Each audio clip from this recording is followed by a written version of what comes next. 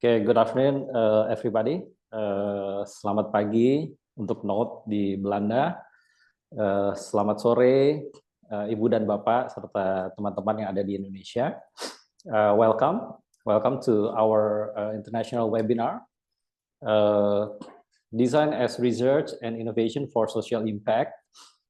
This program is jointly presented by the New Media Program, Visual Communication Design, School of Design, BINUS University, as well as IDEA, the Indonesian Association of Visual Communication Design Professionals. Welcome to our 76 and rising attendance. My name is Adi. Currently, I'm the president-elect of IDEA, and also a faculty member here at BINUS University, Jakarta. I will be your host slash Ayah. Kak Tasya has already shared the attendance form. Please fill the attendance form for the audiences. I will be your host slash moderator for today's session, and I might use mix of English, Indonesian, and maybe a bit of Dutch while moderating, yeah, if you guys don't mind. Before we begin, I would like to invite Pak Budi Sri Herlambang, because he has a very tight schedule, so I will put him first to do the opening remarks. Pak Budi Sri Herlambang is the program head of New Media Visual Communication Design from the School of Design, BINUS University Jakarta, to deliver his opening remarks to officially open our today's session. Please, Pak Budi, the floor is yours. Ya, terima kasih Pak Adi. Thank you.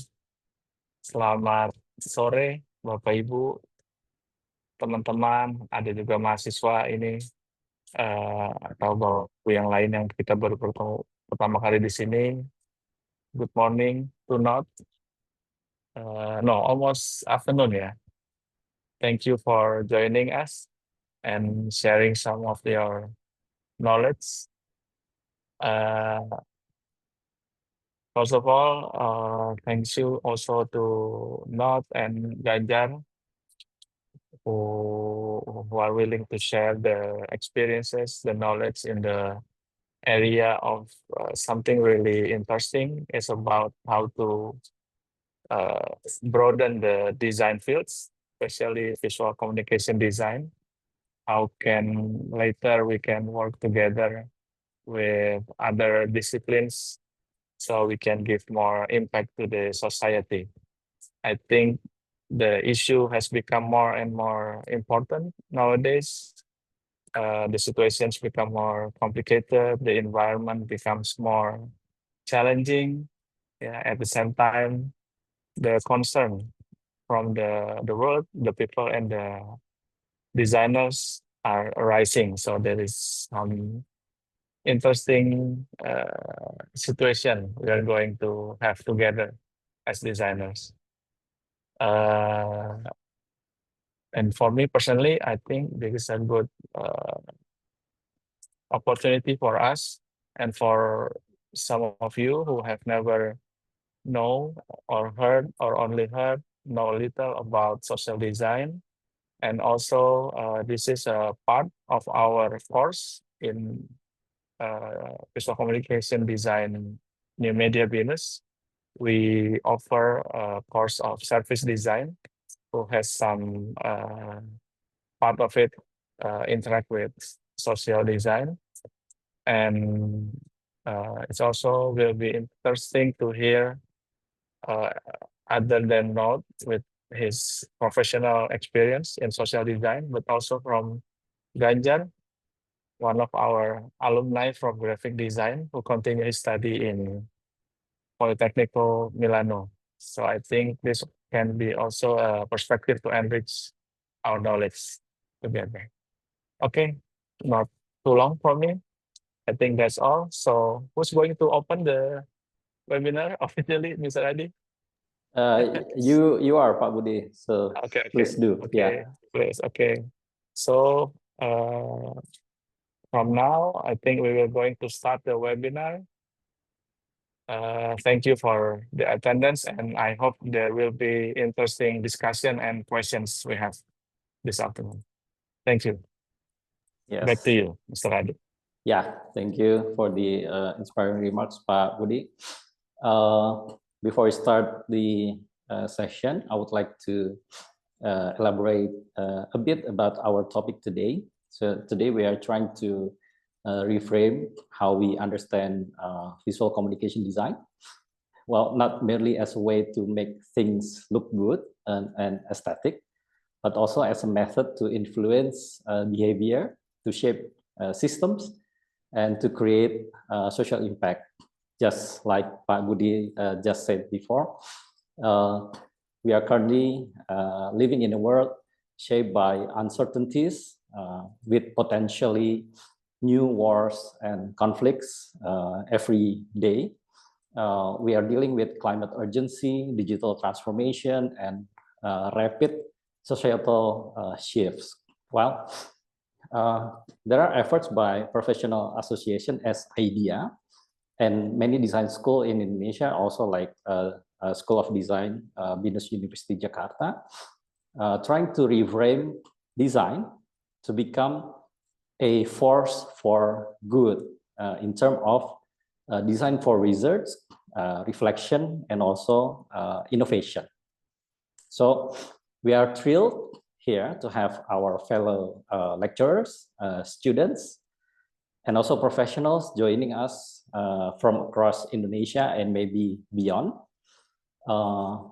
We would like to let the attendants know that every attendance will receive certificates, and specifically for BINUS students will also earn SAT points. So please make sure to stay until the end of the webinar and fill the attendance form. Okay, we are honored to welcome our two remarkable speakers whose work beautifully connects design, research, and social innovation. We have our first speaker, Noot Slomer. Goedemorgen, Noot. Hoe gaat het? Alles goed? Goedemorgen, alles goed? Apa kabar? Apa kabar, Noot? Yeah. What time is it now, Noot, in the Netherlands? It's 11 o'clock in the morning right now. 11 o'clock in the morning. So we are delighted to have Noot. He's already preparing for today's session, and I think we're going to hear specific and interesting and very awesome insights from Noot, because he is currently is a social and conceptual designer based in the Netherlands. Noot, or should I call Mas Noot atau Bang Noot? Mas Noot is good. Bang Noot Mas is Noot, yeah? Okay. Well, Mas Noot holds a Bachelor of Arts degree in Art, Communication, and Design from Fontys Academy of Arts in Tilburg, the Netherlands, and also a master's degree in social design from the Design Academy Eindhoven, also in the Netherlands. In addition to his professional practice as a social designer, Mas Noot also lectures at his alma mater, Fontys Academy of Arts, and his work mainly investigates the hidden system behind any kind of production, consumption, and waste. So Mas Noot will challenge us to see how design being applied not only as a decoration or design in general, but also as a deconstruction tools. Yeah, Mas Noot. His project, I think it's the past projects that Mas Noot has done, such as the Global Souvenir Shop and Transboundary Loophole, will reveal how design can expose the invisible infrastructures shaping our world. And welcome, Naut, and thank you for your time today. Joining us as our second speaker is Mas Ganjar Satrio ya. So we have Mas Naut and also Mas Ganjar Satrio. Apa kabar? Selamat sore, Mas Ganjar. Sore. Ya, posisi akan presentasi dari kota mana nih, Mas Ganjar? Di Indonesia atau dari Milan? Ya, sedang pulang di Indonesia dan posisinya sedang di Kabupaten Sleman. Wah, oke. Cocok banget nih. Kita bisa dapat perspektif dari kabupaten ya, Mas. Boleh, siap. Ya, Mas Ganjar ini is a service and system designer from Indonesia. That's very rare, yeah. We have in Indonesia the occupational title, and then the currently pursuing his master's in product service design or product service system design at Politecnico di Milano in Italy. Mas Ganjar is also the founder of gdtlab.id, a design practice studio that experiments with service design for social innovation, mainly in Indonesia, I think. And Mas Ganjar began his journey in visual communication design at Binus University. So welcome home virtually, yeah, Mas Ganjar. And in 2013, Mas Ganjar has proudly brought home a gold medal for Indonesia at the World Skills Competition in Leipzig, Germany. Is that correct, Mas Ganjar? 2013. 2013, yeah. Yep. Yes. Yes, please give a round of applause for Mas Ganjar. His work focuses on translating design thinking into real-world change, designing for communities, not just for clients. That's my introduction for both speaker. Now, as without further ado, I would like to give the first floor to Naut. His talk today will take us deep into Mas Naut will share his deep experiences, how to bring design as a tool for critical inquiry and social reflection. Mas Naut, you have approximately 30 minutes. The virtual stage is yours as to believe, Mas. Oke, terima kasih. I will share my screen. Oh, I have to request to share my screen, it says. Let me check. Now I can do it. Okay, can you see this? Ya, aman, Yes. aman. Good. Oke, apa kabar? Nama saya Naut. Saya dari Belanda.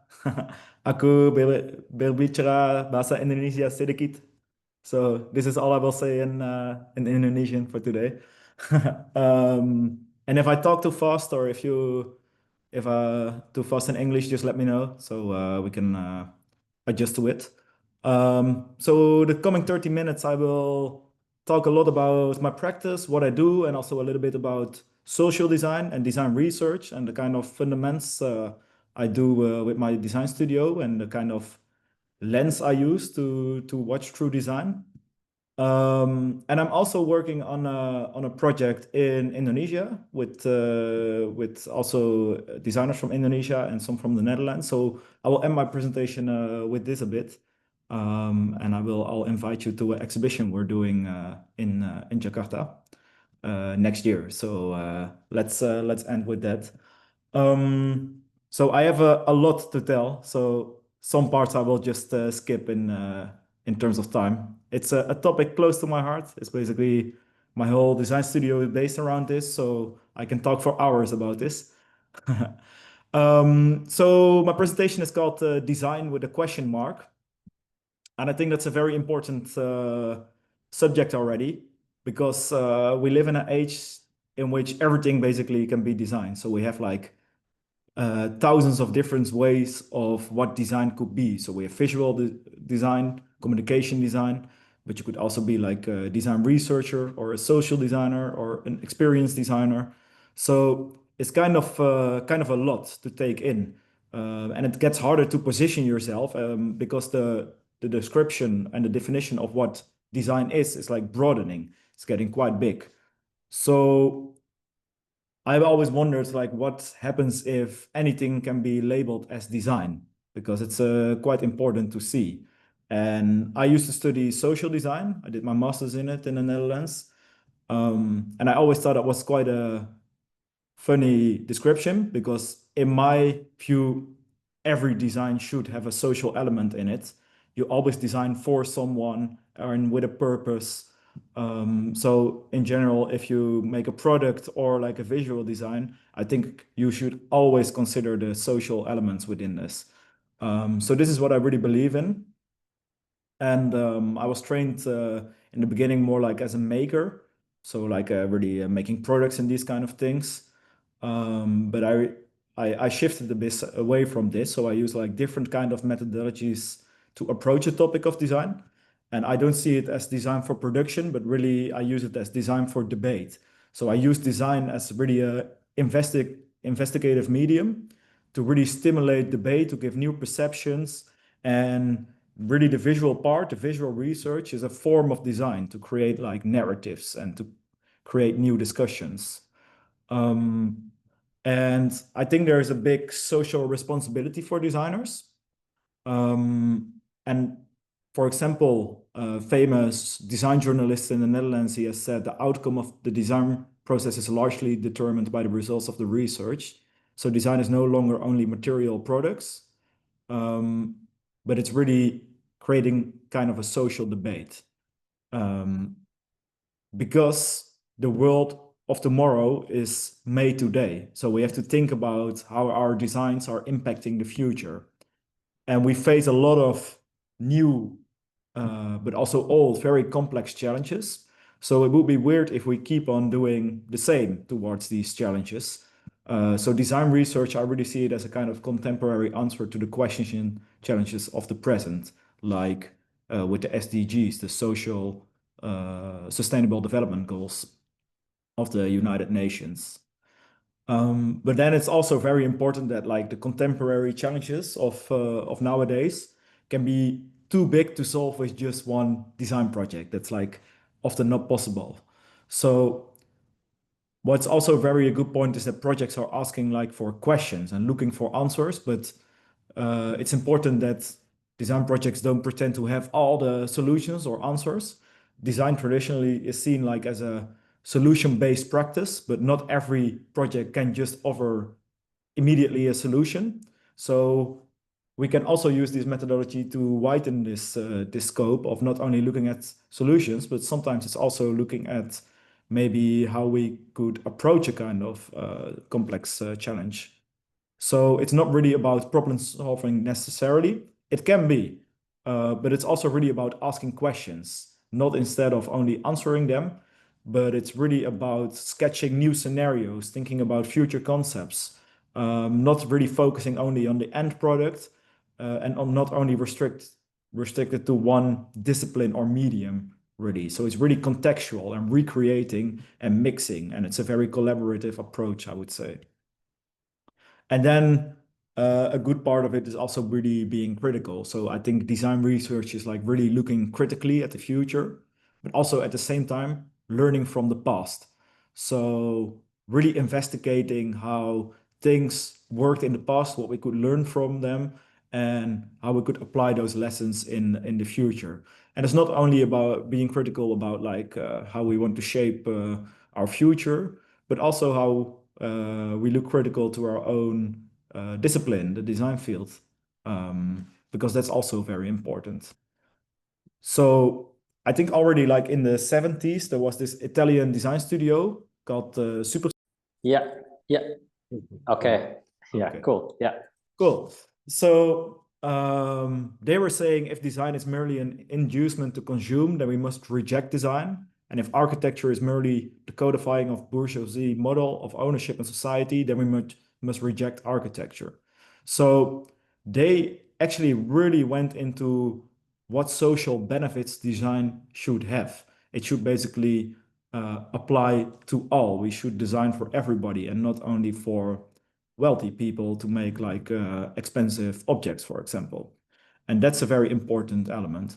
Super Studio made very crazy utopian ideas of how the world should look like. So they made like a kind of grid system just to give you as an inspiration. It's interesting to look up. But I think the focus points for me for design research is like really being aware about the complex challenges of nowadays. It's questioning these challenges, but also how we approach these challenges traditionally with design, not necessarily problem solving. And it's also really about critical design. So being critical towards the outside world, but also towards the own discipline. And what for me a very important element in this is a methodology I use is like deconstructing problems, because it's really essential with the complex challenges of today's world that we actually understand the actual problem. So deconstructing a problem is giving insights and an overview, and it's a kind of starting point. So you create your own design question. And with my own studio, I call this the act of unmaking, and I will give a couple of examples of projects I'm doing where I kind of apply this this methodology in. And like a very important starting point for my design studio is this image, the shipping container. We all know shipping containers. And I think it's really fascinating that 90% of all stuff, so if you look around you, 90% of everything you can see has ever been in a shipping container in one moment of its life cycle. And this really shows how big and complex basically our systems of production, of consumption, of processing are, but also really of transport, which plays like a very crucial role in this. So with my design studio, I really try to investigate global systems of production, consumption, and processing. And this can be about food, this can be about transport, often also about waste. So I will give a couple of examples about waste.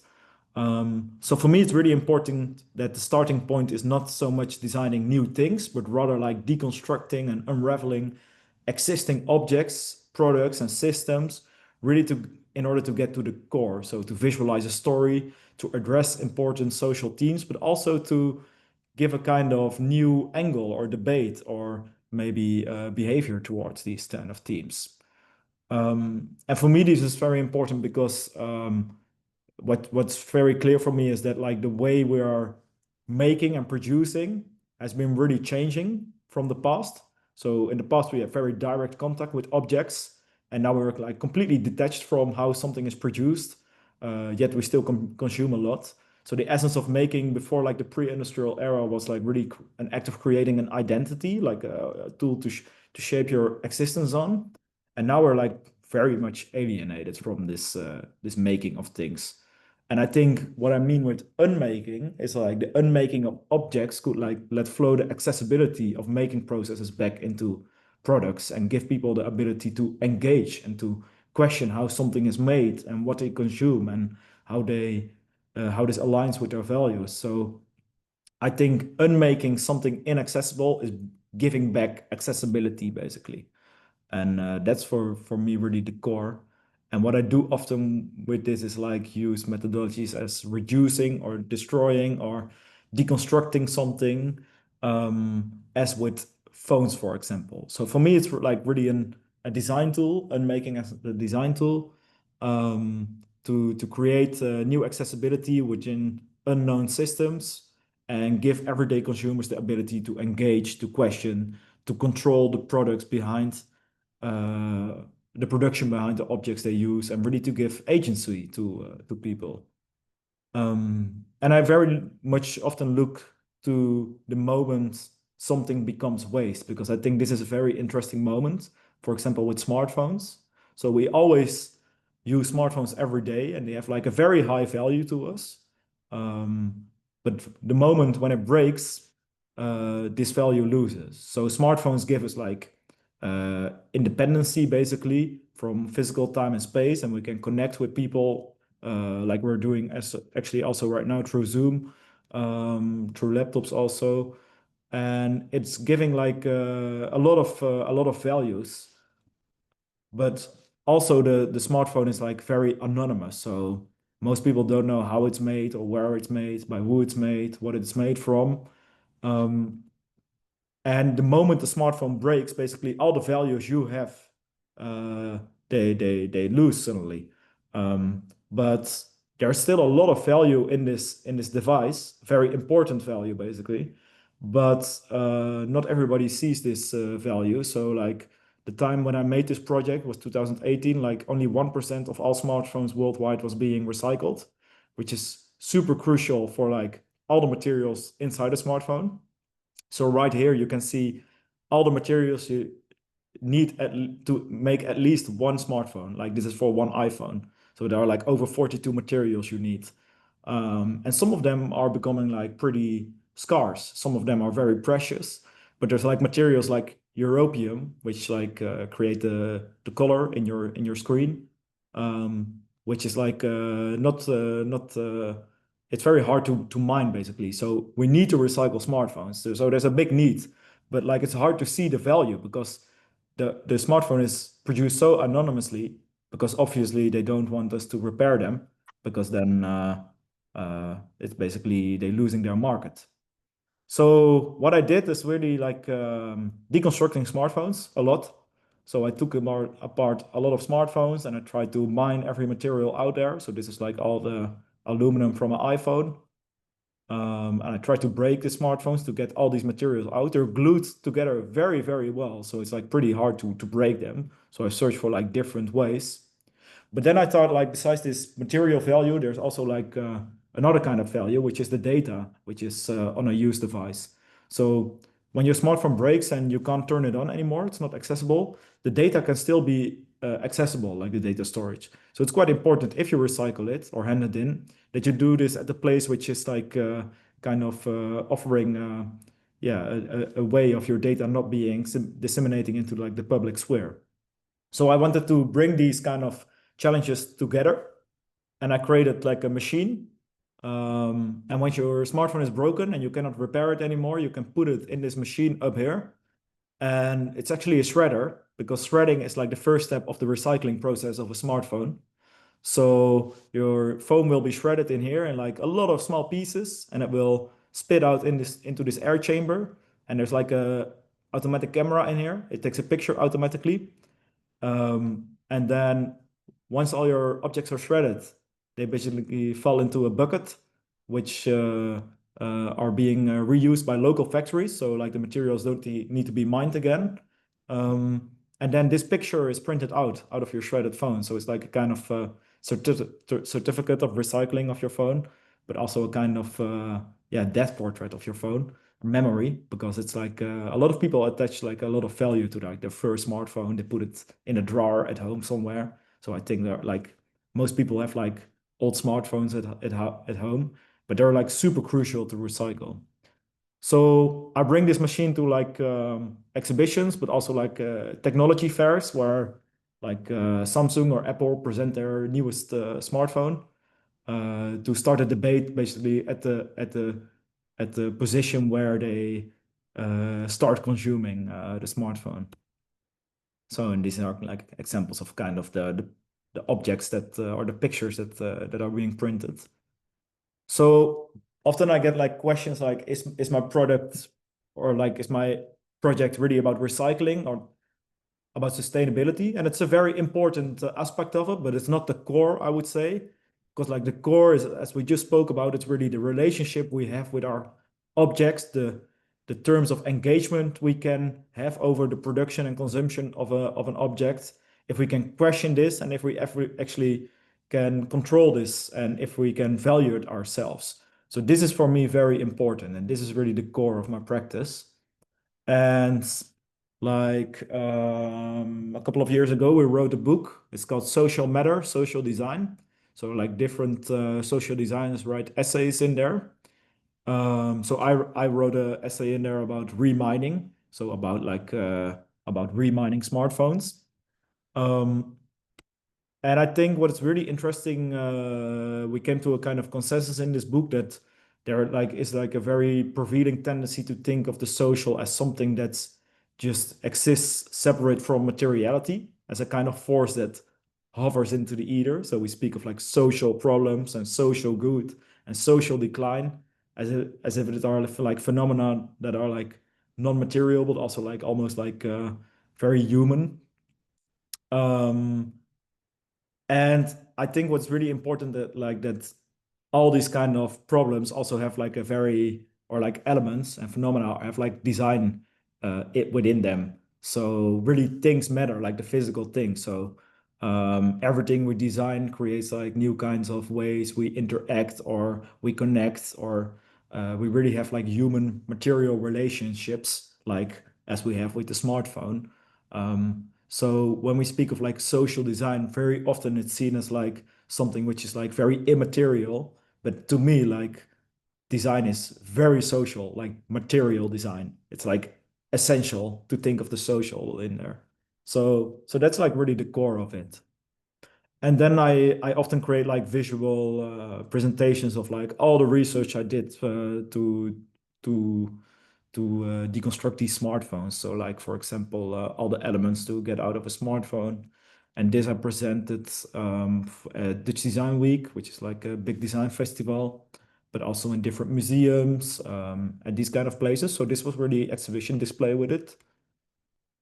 And then after this project, I really thought I went back to the shipping container because it's like very interesting to me. And like smartphones are like electronic devices, but like such a small percentage of all the electronic devices we have. So we have like televisions and but also like laptops, electric toothbrush, like MRI scanners, electric bike. There's so many devices. So I thought not only smartphones need to be recycled basically, but we have a huge challenge with all the other devices as well. And this is a project I did together with the United Nations University. And they have like a lot of data about electronic waste, so e-waste it's called. And globally we produce like in between like 40 and 50 million tons of electronic waste each year. So only 20% of all this waste is properly recycled or disposed, and the remaining part is like it's like 80% becoming part of a very illegal transboundary trade. So like electronic waste is shipped to other countries, which is highly illegal. And what's really interesting is that like it's illegal, for example, in the European Union, it's illegal to transport electronic waste, but it is legal to transport second-hand goods. So there's this loophole in the law that everybody neglects basically. So I started taking like satellite pictures. So I went partnered up with like different companies who followed like container ships on their way to different destinations where they thought of like they were full of e-waste, which were labeled as second-hand goods. And what basically happens is like the dealers take advantage of like a loophole in the definition of what junk is. So they label e-waste as second-hand goods, and that's like really a gray area in which objects can be exported as usable stock, but once they arrive in a new harbor, they're basically waste, which is super weird. And this is also quite hard to. There are like a lot of researches about it, but like research is about like 200 pages, very boring. So it only reaches like politicians, but not really like it's not always very big in the media, or like consumers of electronic devices. It's pretty hard to notice. And then also like a lot of places where this e-waste is being transported to, they don't want to have this publicly known, of course, which makes a lot of sense because both like dealers of e-waste in like Europe or like Asia or Africa or South America, like anywhere in the world, they don't want to it's a very lucrative big business. So they want to keep this business basically. So press attention is not what they want. So I started looking for like together with United Nations University for the coordinates of different places where like the e-waste was being transported, and I started taking basically satellite images to create a kind of open atlas of all the places where electronic waste is being transported to. So this one is Ghana, and then this one is Kenya, and here is Manila, the Philippines. So different locations, like there are loads of locations worldwide. So this is just like a small overview. So a lot of different countries.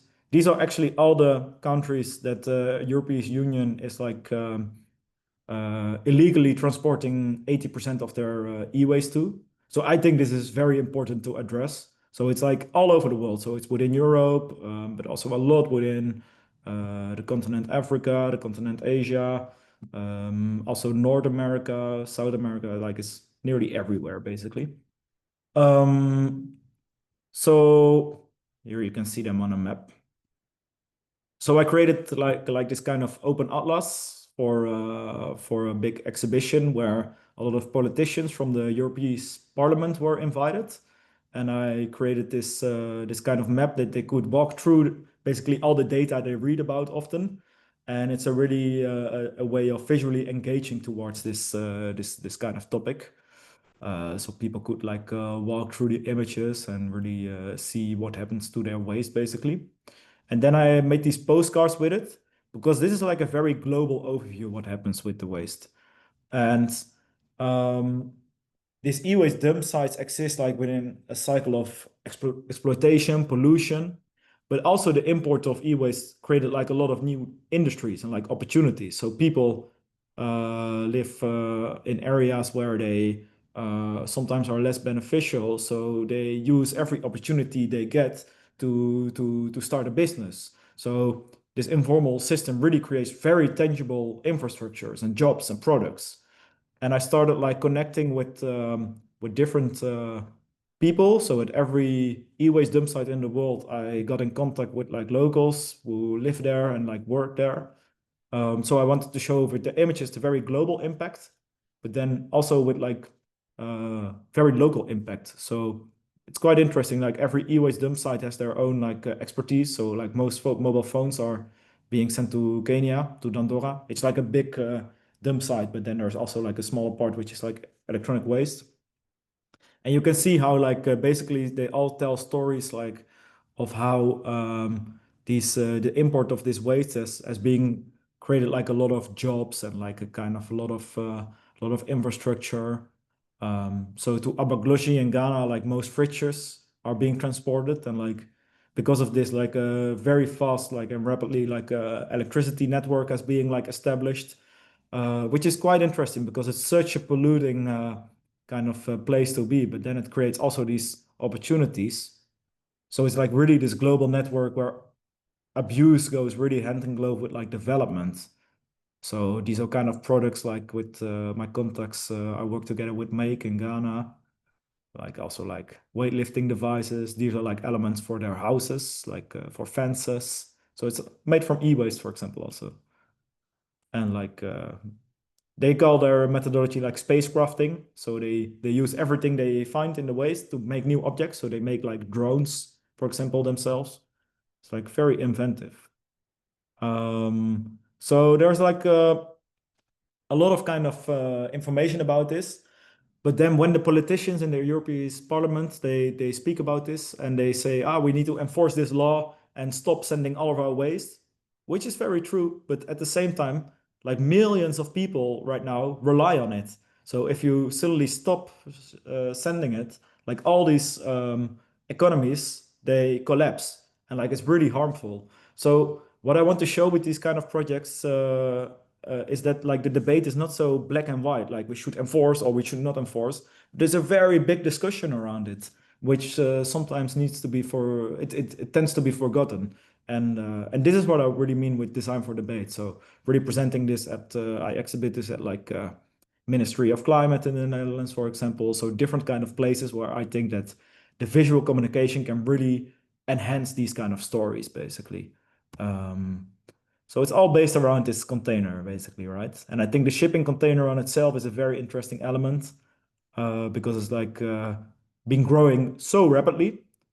Basically, it's almost undescribable how fast our ships have been growing. So how fast like things have been the consumerism and transport and production of things that is going around the world has been going very rapid. And basically, these are like almost the most biggest companies in the world you interact with on a daily basis, but most people don't know all of them. So basically, they ship our stuff throughout the world, and it's like really a monopoly. So they have like they own the whole market of transport, basically. So it's quite interesting to see. So I do a lot of projects also about about the impacts of container shipping, because it's quite interesting that a lot of yeah, they travel through our seas and like canals and oceans, so like they're impacting basically our ecologies in there, because you can see here under in the ships there's like water tanks, um, and they basically fill this, it's like called ballast water. They fill the ships with this water because they're very heavy with all the containers. And then if the sea is like really rough, like the waves, it needs like a down weight to keep balancing. So what they often do is they fill their water, for example, in the harbor of Amsterdam, where I live close to, in the Netherlands, and they ship it, for example, to Indonesia, and then they empty the tanks in Indonesia. But the ecology of the ocean is very different in the Netherlands than in Indonesia. So there are very different like species right here, and if you just empty them in other parts of the world, this really creates like a very friction between like native and invasive species. So this happens a lot on a daily basis, which I think is very interesting, because we're basically through this designing our future ecology. Um, and this is the Provence. I live in the Netherlands, and like every spot, they found the number of different invasive exotic species from other parts of the world, which which are not in our country native, basically. It's a project I did for the municipality I live in, for the city of Eindhoven. But they also told me like it doesn't really matter in which city you do this research, because if we find it right here, like usually within 3 months, it's also in other cities in the Netherlands. So the spreading of like invasive species goes very fast. And this is not only in the Netherlands, this is basically all around the world affecting. So I basically made like microscopic photos of all these different kinds of insects, and I printed them on transport boxes. So if you order through Amazon and it's packed in this box, you can basically see what kind of element or what kind of uh, invasive species you also transport to your country. And then we started making like speculating about like the insects. So because there's this thing like in the coming hundreds or thousands of years, like the invasive species and the native species, they will start to hybridize. So basically, through our shipping containers transport, we're creating new species in the future. And there's like a big research group about this in the Netherlands. So we started to speculate about this and to basically make future insects. So these are kinds of insects we create like a computer algorithm which made like elements. So they thought of like how they predicted which insects would like hybridize, and these are like new kinds of insects they created through the algorithm, and then we printed them and like showed them also. So it's a kind of project to show what the consequences of our actions can be. I'm not sure how long I'm talking, so maybe I need to rush or not. Yeah, I think actually your time is already finished. I'm but sorry. I DM'd you, but it's okay. Okay. I Maybe will. 1 minute. Yeah. Yeah. I will Okay. wrap up. I Yeah. will Yeah.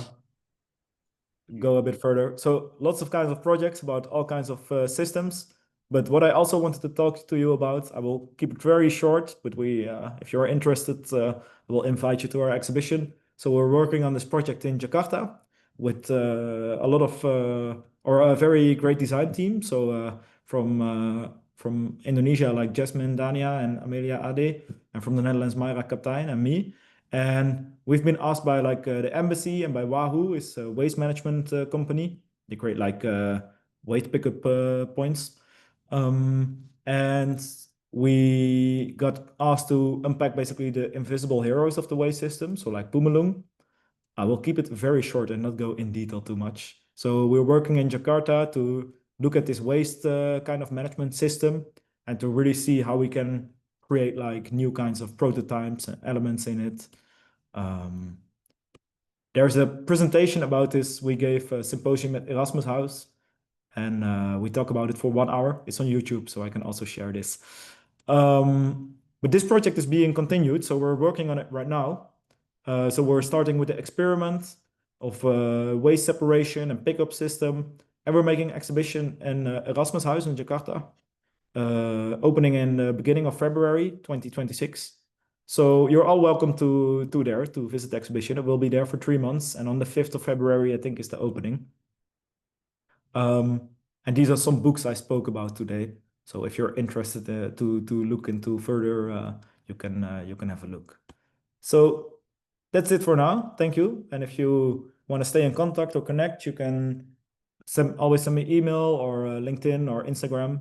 And I will post there about our project in Indonesia as well. So terima kasih. Yes, terima kasih, Mas Naud.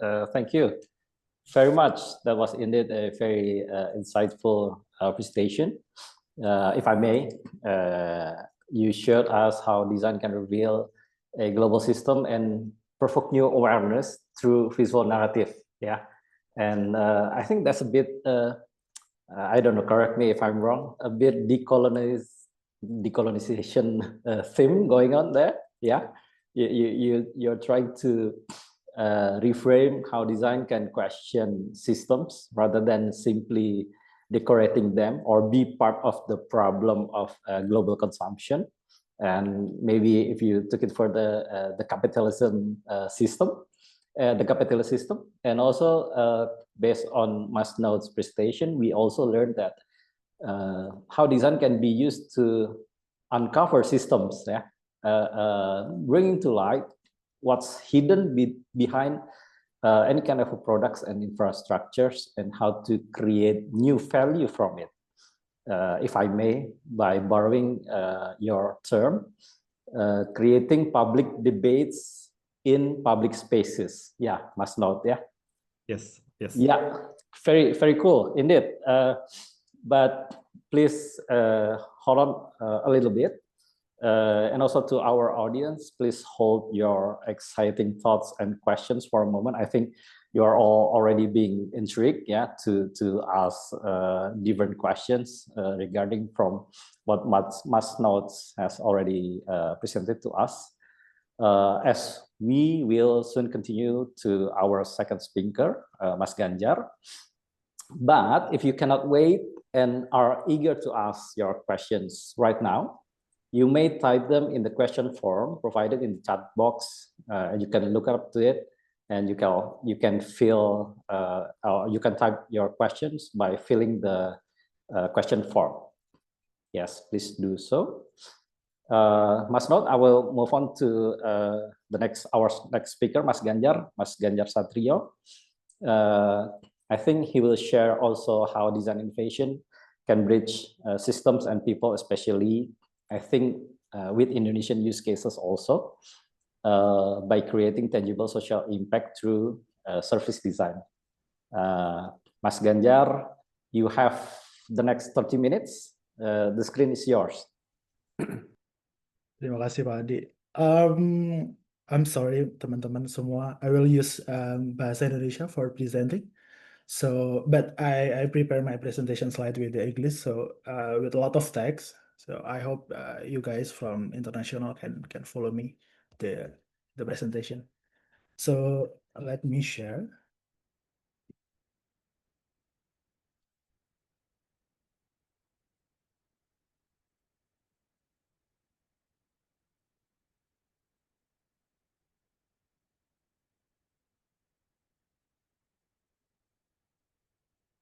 Okay, thank you Idea, Venus, Pak Adi, Pak Budi, Kak Tasya untuk kesempatan ini, dan interesting topik banget. Tadi yang udah di-share oleh Naud. Sedikit share 2000 tahun lalu ya, 2023 atau 2024 ke Eindhoven Design Week dan melihat langsung karya Naud. Jadi hari ini bertemu langsung dengan artisnya, tapi waktu itu hanya melihat karyanya. Oh ternyata dia yang bikin. Dan kalau dilihat tadi kayaknya kita perlu sesi berikutnya deh untuk Naud deh, karena tadi hanya menjelaskan bagian-bagian kecil dari karya kompleksnya. Mungkin nextnya kita harus mendengar lagi. Tapi hari ini aku mau start dengan pertanyaan sambil berinteraksi sama teman-teman. Teman-teman boleh pakai kolom komentar di Zoom. nanti ada sebuah kata yang akan muncul di layar. Aku mau minta kejujuran ya. Apa yang muncul pertama kali ketika mendengar kata itu? Jadi nggak ada salah benar, tapi coba kita lakukan. Sebentar, saya ada kesulitan untuk melihat kolom komentar. Oke, oke, lihat. Oke, teman-teman ready ya? Bisa di HP atau di komputernya type setelah kata ini muncul, segera silahkan. Apa yang teman-teman pikir ketika mendengar kata SMK? Vokasi siap kerja. Oh, sangat sangat positif deh dari Pak Adi. Oke, magang masih fun. Ada teman-teman yang lain yang kepikiran? Magang, oke. Lucu ya. Kejuruan, ada lagi? Muda, SMK bisa. Terima kasih optimisnya. Ras terkuat nih. Apa ini maksudnya? Ada lagi teman-teman? Langsung kerja, lebih banyak praktik. Tawuran. Nah, akhirnya ada yang mencoba untuk jujur nih. Yang lainnya dong, yang nggak positif-positif. Rame. Sekolah mudah kerja. Wanian, pemberani. Pengangguran. Terima kasih Pak Ruji, itu posisi saya sekarang. Jadi ya silakan teman-teman sambil tulis menerus. Terima kasih memberitahu saya tentang fakta-fakta itu ya, banyak fakta positif yang saya amini, dan saya lulusan SMK. Em, Mungkin kalau tahu SMK akhirnya jadi pengangguran, saya juga nggak kuliah, nggak sekolah SMK. Tapi waktu itu saya dengan semangatnya karena melihat oh siap kerja, SMK bisa ngapain aja. Saya tertarik untuk masuk SMK dan itu ada akhirnya jebakan yang kemudian membawa saya kemana-mana. Tapi teman-teman perkenalkan lagi, terima kasih tadi Pak Adi perkenalannya. Saya Ganjar Satrio, lulusan BINUS, ngambil um, DKV, terus kemudian sekarang lagi di Politecnico di Milano, belajar service design. Hari ini saya mau cerita banyak tentang pengalaman saya bersama GDT Lab dari tahun 2018. Secara profesional saya pernah bekerja untuk company bernama Tendon, ngajar presentasi, ngelatih presentasi, kurang lebih ngajarin desain. Dan terakhir ini saya sedang mencari cara untuk mengajak orang-orang bikin partai desain for serious. Tapi saya nggak ngomongin itu hari ini, ngomongin yang lain. Ada 3 hal atau agendanya hari ini ada 3 hal yang saya mau coba bahas. Yang pertama, apa yang selama ini dihadapi, isu apa yang dihadapi. Kemudian yang kedua, bagaimana saya menghadapinya bersama teman-teman di GDT Lab. Terus kemudian nanti di terakhir saya mau ngajak teman-teman untuk melakukan sesuatu. So, bermulai dari apa sih? Dari kebingungan yang saya alami sebenarnya. Jadi, kalau teman-teman melihat di slide kosong memang seperti ini. Ini 2018 saya menghadapi sebuah kondisi di mana kami bersama teman-teman di GDT Lab nggak mengerti harus melakukan apa. Ini kondisi seperti apa. Coba saya jelasin elaborasi lebih lanjut kondisinya seperti apa. Jadi, em, sebagai lulusan SMK, saya merasa bahwa kayak, oh ini adalah shortcut supaya teman-teman pemuda, anak muda itu lebih siap kerja lebih cepat. Jadi nggak perlu nambah porsi 4 tahun setelah SMA, tapi setelah SMK 3 tahun, 3 sampai 4 tahun itu kemudian langsung kerja. Jadi secara ekonomi kita butuh lebih banyak bekerja supaya kita lebih produktif, terus kemudian kita bisa mengembangkan ekonomi yang ada di Indonesia. Itu tujuan awalnya. Tapi banyak, kalau mau digeser ini banyak banget listnya, relevansi kurikulum yang rendah, kemudian kualitas fasilitas nggak merata, pengalaman praktisnya kurang. Tadi akhirnya muncul kata-kata teman-teman magang, magang, magang, kayak oh SMK nggak siap kerja ya, dia magang, magang, magang. Terus di sisi lainnya, di kota-kota besar, saya ambil contoh di sebuah kota bernama Kudus. Di sana punya SMK yang bagus banget. Nah, ada juga di Batam. SMK-nya kualitasnya Disney. Bahkan mereka udah nggak ngomongin level nasional, levelnya internasional. Mereka nge-supply Disney, nge-supply studio animasi besar untuk memproduksi film-film mereka. Ini kondisi yang unik ya. Tapi tetap lebih banyak SMK yang ketinggalan, nggak relevan. Kemudian ekonomi statusnya, karena ekonomi status suatu daerah rendah, jadi bikin kompetensi gap. Kemudian ada stigma sosial tadi, pengangguran, tawuran, dan banyak hal lainnya. Yang saya paparin tadi itu dari 2018 sampai sekarang nggak berubah. Jadi apa yang saya bilang tadi hanya simplifikasi dari masalah kompleks yang ada. Terus kemarin waktu saya masih di Milan 2024, Mei, saya coba tanya, apakah kondisinya masih sama? Saya kebetulan ketemu 2 teman saya yang praktik, saya lupa kata-katanya. Sebagai desainer yang menjalani sebagai desainer konsultan, itu kemudian diminta untuk SMK untuk membantu mereka untuk upgrade skill guru-gurunya, menyelaraskan kurikulumnya. Bersama Mas Dimas, saya tanya nih, gimana sih pengalamannya 3 tahun bantuin SMK? Dan saya tanya juga teman saya, Pak Ahmad, dari sebuah SMK di Kalimantan Selatan, bagaimana em, hari-harinya. Jadi seperti ngobrol, tapi saya pengen ngecek sebenarnya masalah SMK itu sudah di-solve belum sih? Dan ini yang penemuan saya 2024, masih sama masalahnya. Mismatch dengan industri, akhirnya menghasilkan pengangguran. Setahun berikutnya, di Mei 2025, Menteri Tenaga Kerja sendiri mengatakan bahwa pengangguran di Indonesia didominasi lulusan SMK. Jadi 2018 sampai 2025 masalahnya tetap sama. Dan ini terus dikonfirmasi, saya coba cari tahu dari Mas Dimas ini gimana sih masalahnya? Apa sih? Kenapa nggak bisa-bisa? Bukan pemerintah nggak melakukan intervensi, mereka melakukan intervensi. Terakhir dia melakukan sekolah pusat unggulan, jadi dia bikin percontohan sekolahnya, kemudian sekolahnya berpartner dengan industri. Tapi di dalam sekolahnya itu sendiri terjadi ekosistem yang kompleks, di mana ketika Oke, diundang orang dari luar untuk ngajar desain, untuk supaya lebih cepat, lebih upgrade segala macam. Tapi nggak ada peningkatan salary untuk gurunya. Jadi gurunya dipaksa untuk selalu belajar, untuk upgrade supaya murid-muridnya lebih baik, tapi nggak ada peningkatan. Jadi buat orang kabupaten, khususnya di Klaten itu ngapain? Mempersulit pekerjaan mereka. Gitu. Jadi dilakukan secara hanya formalitas. Terkonfirmasi oleh guru dari Kalimantan Selatan. Pak Ahmad bilang, iya, antara guru saja di setiap level, jadi guru kelas 1, kelas 2, kelas 3 itu bisa berbeda, itu tiap levelnya aja mengajarnya berbeda. Jadi guru kelas 2 harus mengajar lagi apa yang harusnya udah disampaikan atau selesai di kelas 1. Jadi ada gap-gap tersebut. Ini menghasilkan apa sih? Menghasilkan adanya kompetensi yang rendah. Dan kemudian dia pasti ketinggalan sama industri, karena di sekolahnya sendiri tidak tercipta itu. Saya mau coba tanya lagi, teman-teman. Karena konteksnya kita ngomongin visual communication design, coba jujur lagi, saya tadi udah kasih konteks. Menurut teman-teman visual ini gimana? Boleh di kolom komentar. Menurut teman-teman, apa yang muncul ketika ngeliat visual ini? Kalau ini kurang mengganggu, saya coba kasih yang lain. Dengan topik yang sama, visual seperti ini. Boleh ditulis kolom komentar sambil kita ngobrol. Provokatif. Senang saya menggunakan kata positif ini. Tapi ada juga yang Mas Rangga bilang jelek. Saya setuju.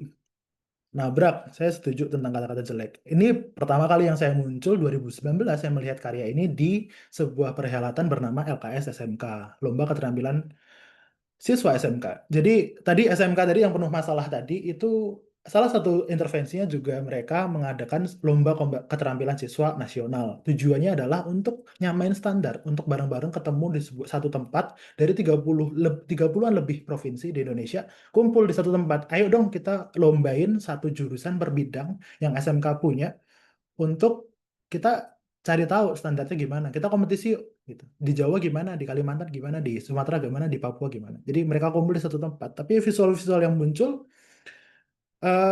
dari kompetisi ini belum belum nggak tahu menggambarkan kondisi atau itu bagaimana ini. Jadi ada kebingungan di situ. Jadi ini yang terjadi, ini ilustrasi di salah satu kabupaten kota yang melakukan kompetisi. Kurang lebih di nasional seperti ini juga kondisinya. Jadi teman-teman SMK itu duduk mengerjakan sebuah brief seperti kayak teman-teman ngedesain, dikasih brief, ngasih desain dengan waktu tertentu 3 sampai 4 jam dalam 2 hari, 2-3 hari mengerjakan 4 modul.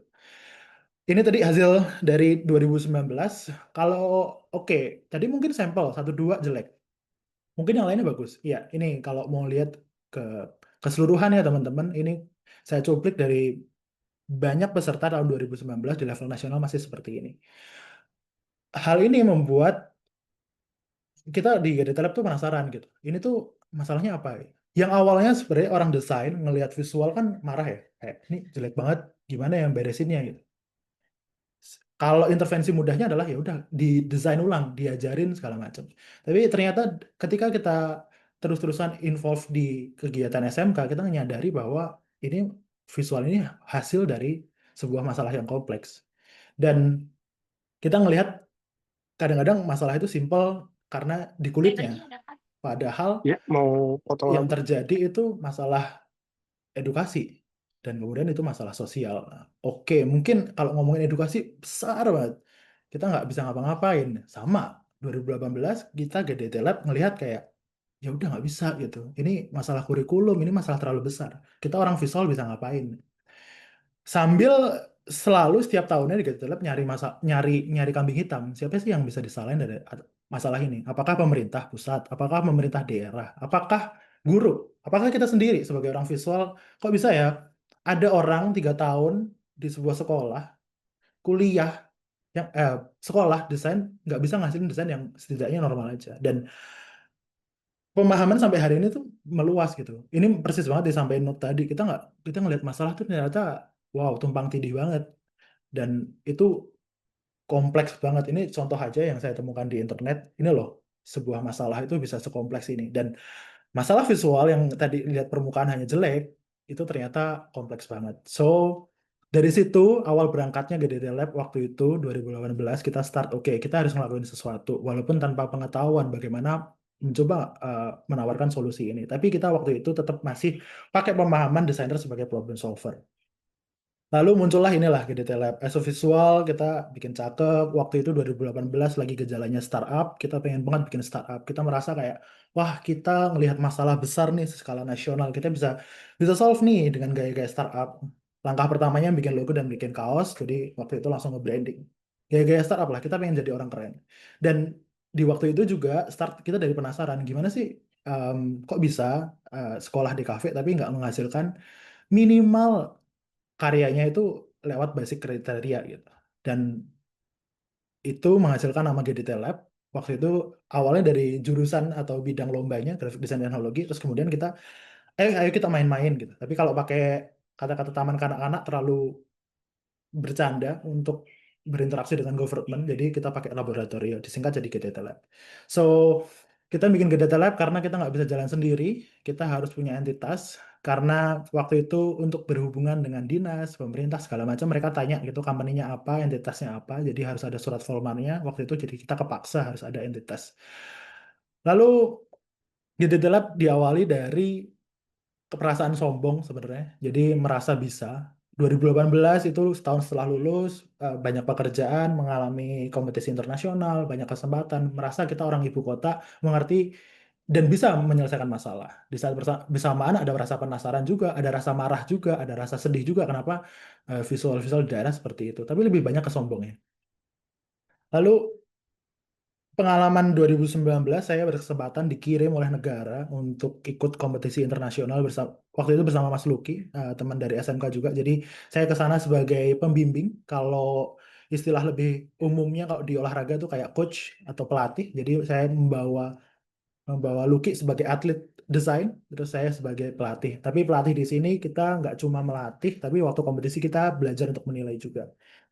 Jadi kita di sana eh, menentukan sistem penilaian dan menilai bagaimana sebuah desain itu bisa dinilai. Dan ini mapping awalnya waktu itu dengan kesombongan diri. Oh, habis ikut event internasional kita bawa pulang sistem yang ada itu. Terus ini harus diterapin nih di Indonesia. Harus bisa nih karena ini lebih fair, ini lebih jelas, ini lebih lebih bagus semuanya. Kita merasa kayak oke, kita yang pegang sistem ini kita harus injeksi langsung atau intervensi langsung ke SMK. Dan waktu menjalaninya ternyata nggak sesimpel itu gitu. Kita dengan kesombongan kita berinteraksi dengan juri nasional, terus ke daerah, ternyata masalahnya nggak sesimpel kasih sistem baru, penilaian baru, masalahnya selesai. Nggak, nggak di situ ternyata. Dan waktu itu kita coba pelan-pelan untuk mapping. Sebenarnya kita ini tuh berperan seperti apa sih? Waktu itu sudah ada kebingungan, karena kita kan orang desain visual.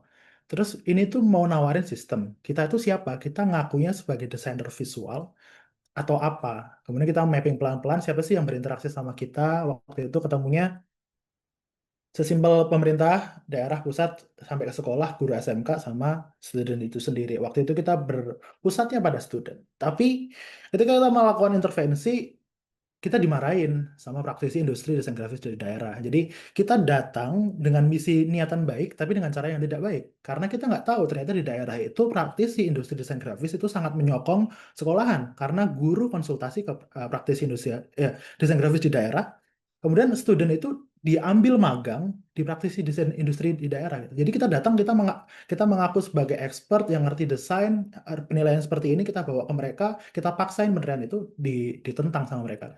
Ngapain sih mas ribet-ribet, orang di sini masih kok pakai Corel, ngapain pakai Adobe? Kenapa harus pakai Adobe gitu? Kami pun nggak bisa jelasin gitu. Oh ini standar internasional. Buat apa standar internasional? Om di daerah ini lulusannya nanti pakai Corel dan nggak ada masalah sama itu. Jadi kami datang membawa friksi, tapi membuat kita makin penasaran. Oh, gimana ya berinteraksi untuk masalah ini? Nah, kemudian pemikiran di GDT Lab secara internal, secara teman-teman yang ada di GDT Lab melebar. Oh, berarti kita kurang nih nge-mappingnya. Kita harus melihat kacamata lebih luas. Siapa yang berinteraksi? Mereka itu nggak cuma interaksi, mereka nggak cuma body atau entitas, mereka tuh melakukan fungsi-fungsinya dalam ekosistem si kompetisi itu. Kemudian ini mapping besarnya sampai hari ini. Jadi ini penemuan selama berjalan ini, jadi kayak, oh interaksinya nih banyak banget nih yang berinteraksi dalam ekosistem ini. So, GDT Lab ngambil ini, yang awalnya ngelihat ini sebagai kompetisi biasa atau kompetisi peningkatan skill, malah jadi, oh ini tempat kita bisa eksperimen untuk bikin learning model dari kompetisi ini. Mungkin ini gagasan yang absurd kalau diomongin 2-3 tahun yang lalu. Karena kita nggak kebayang bagaimana membuat sebuah sistem pembelajaran baru dari sebuah kompetisi. Dan sambil berjalan, ini yang kemudian kita lakukan.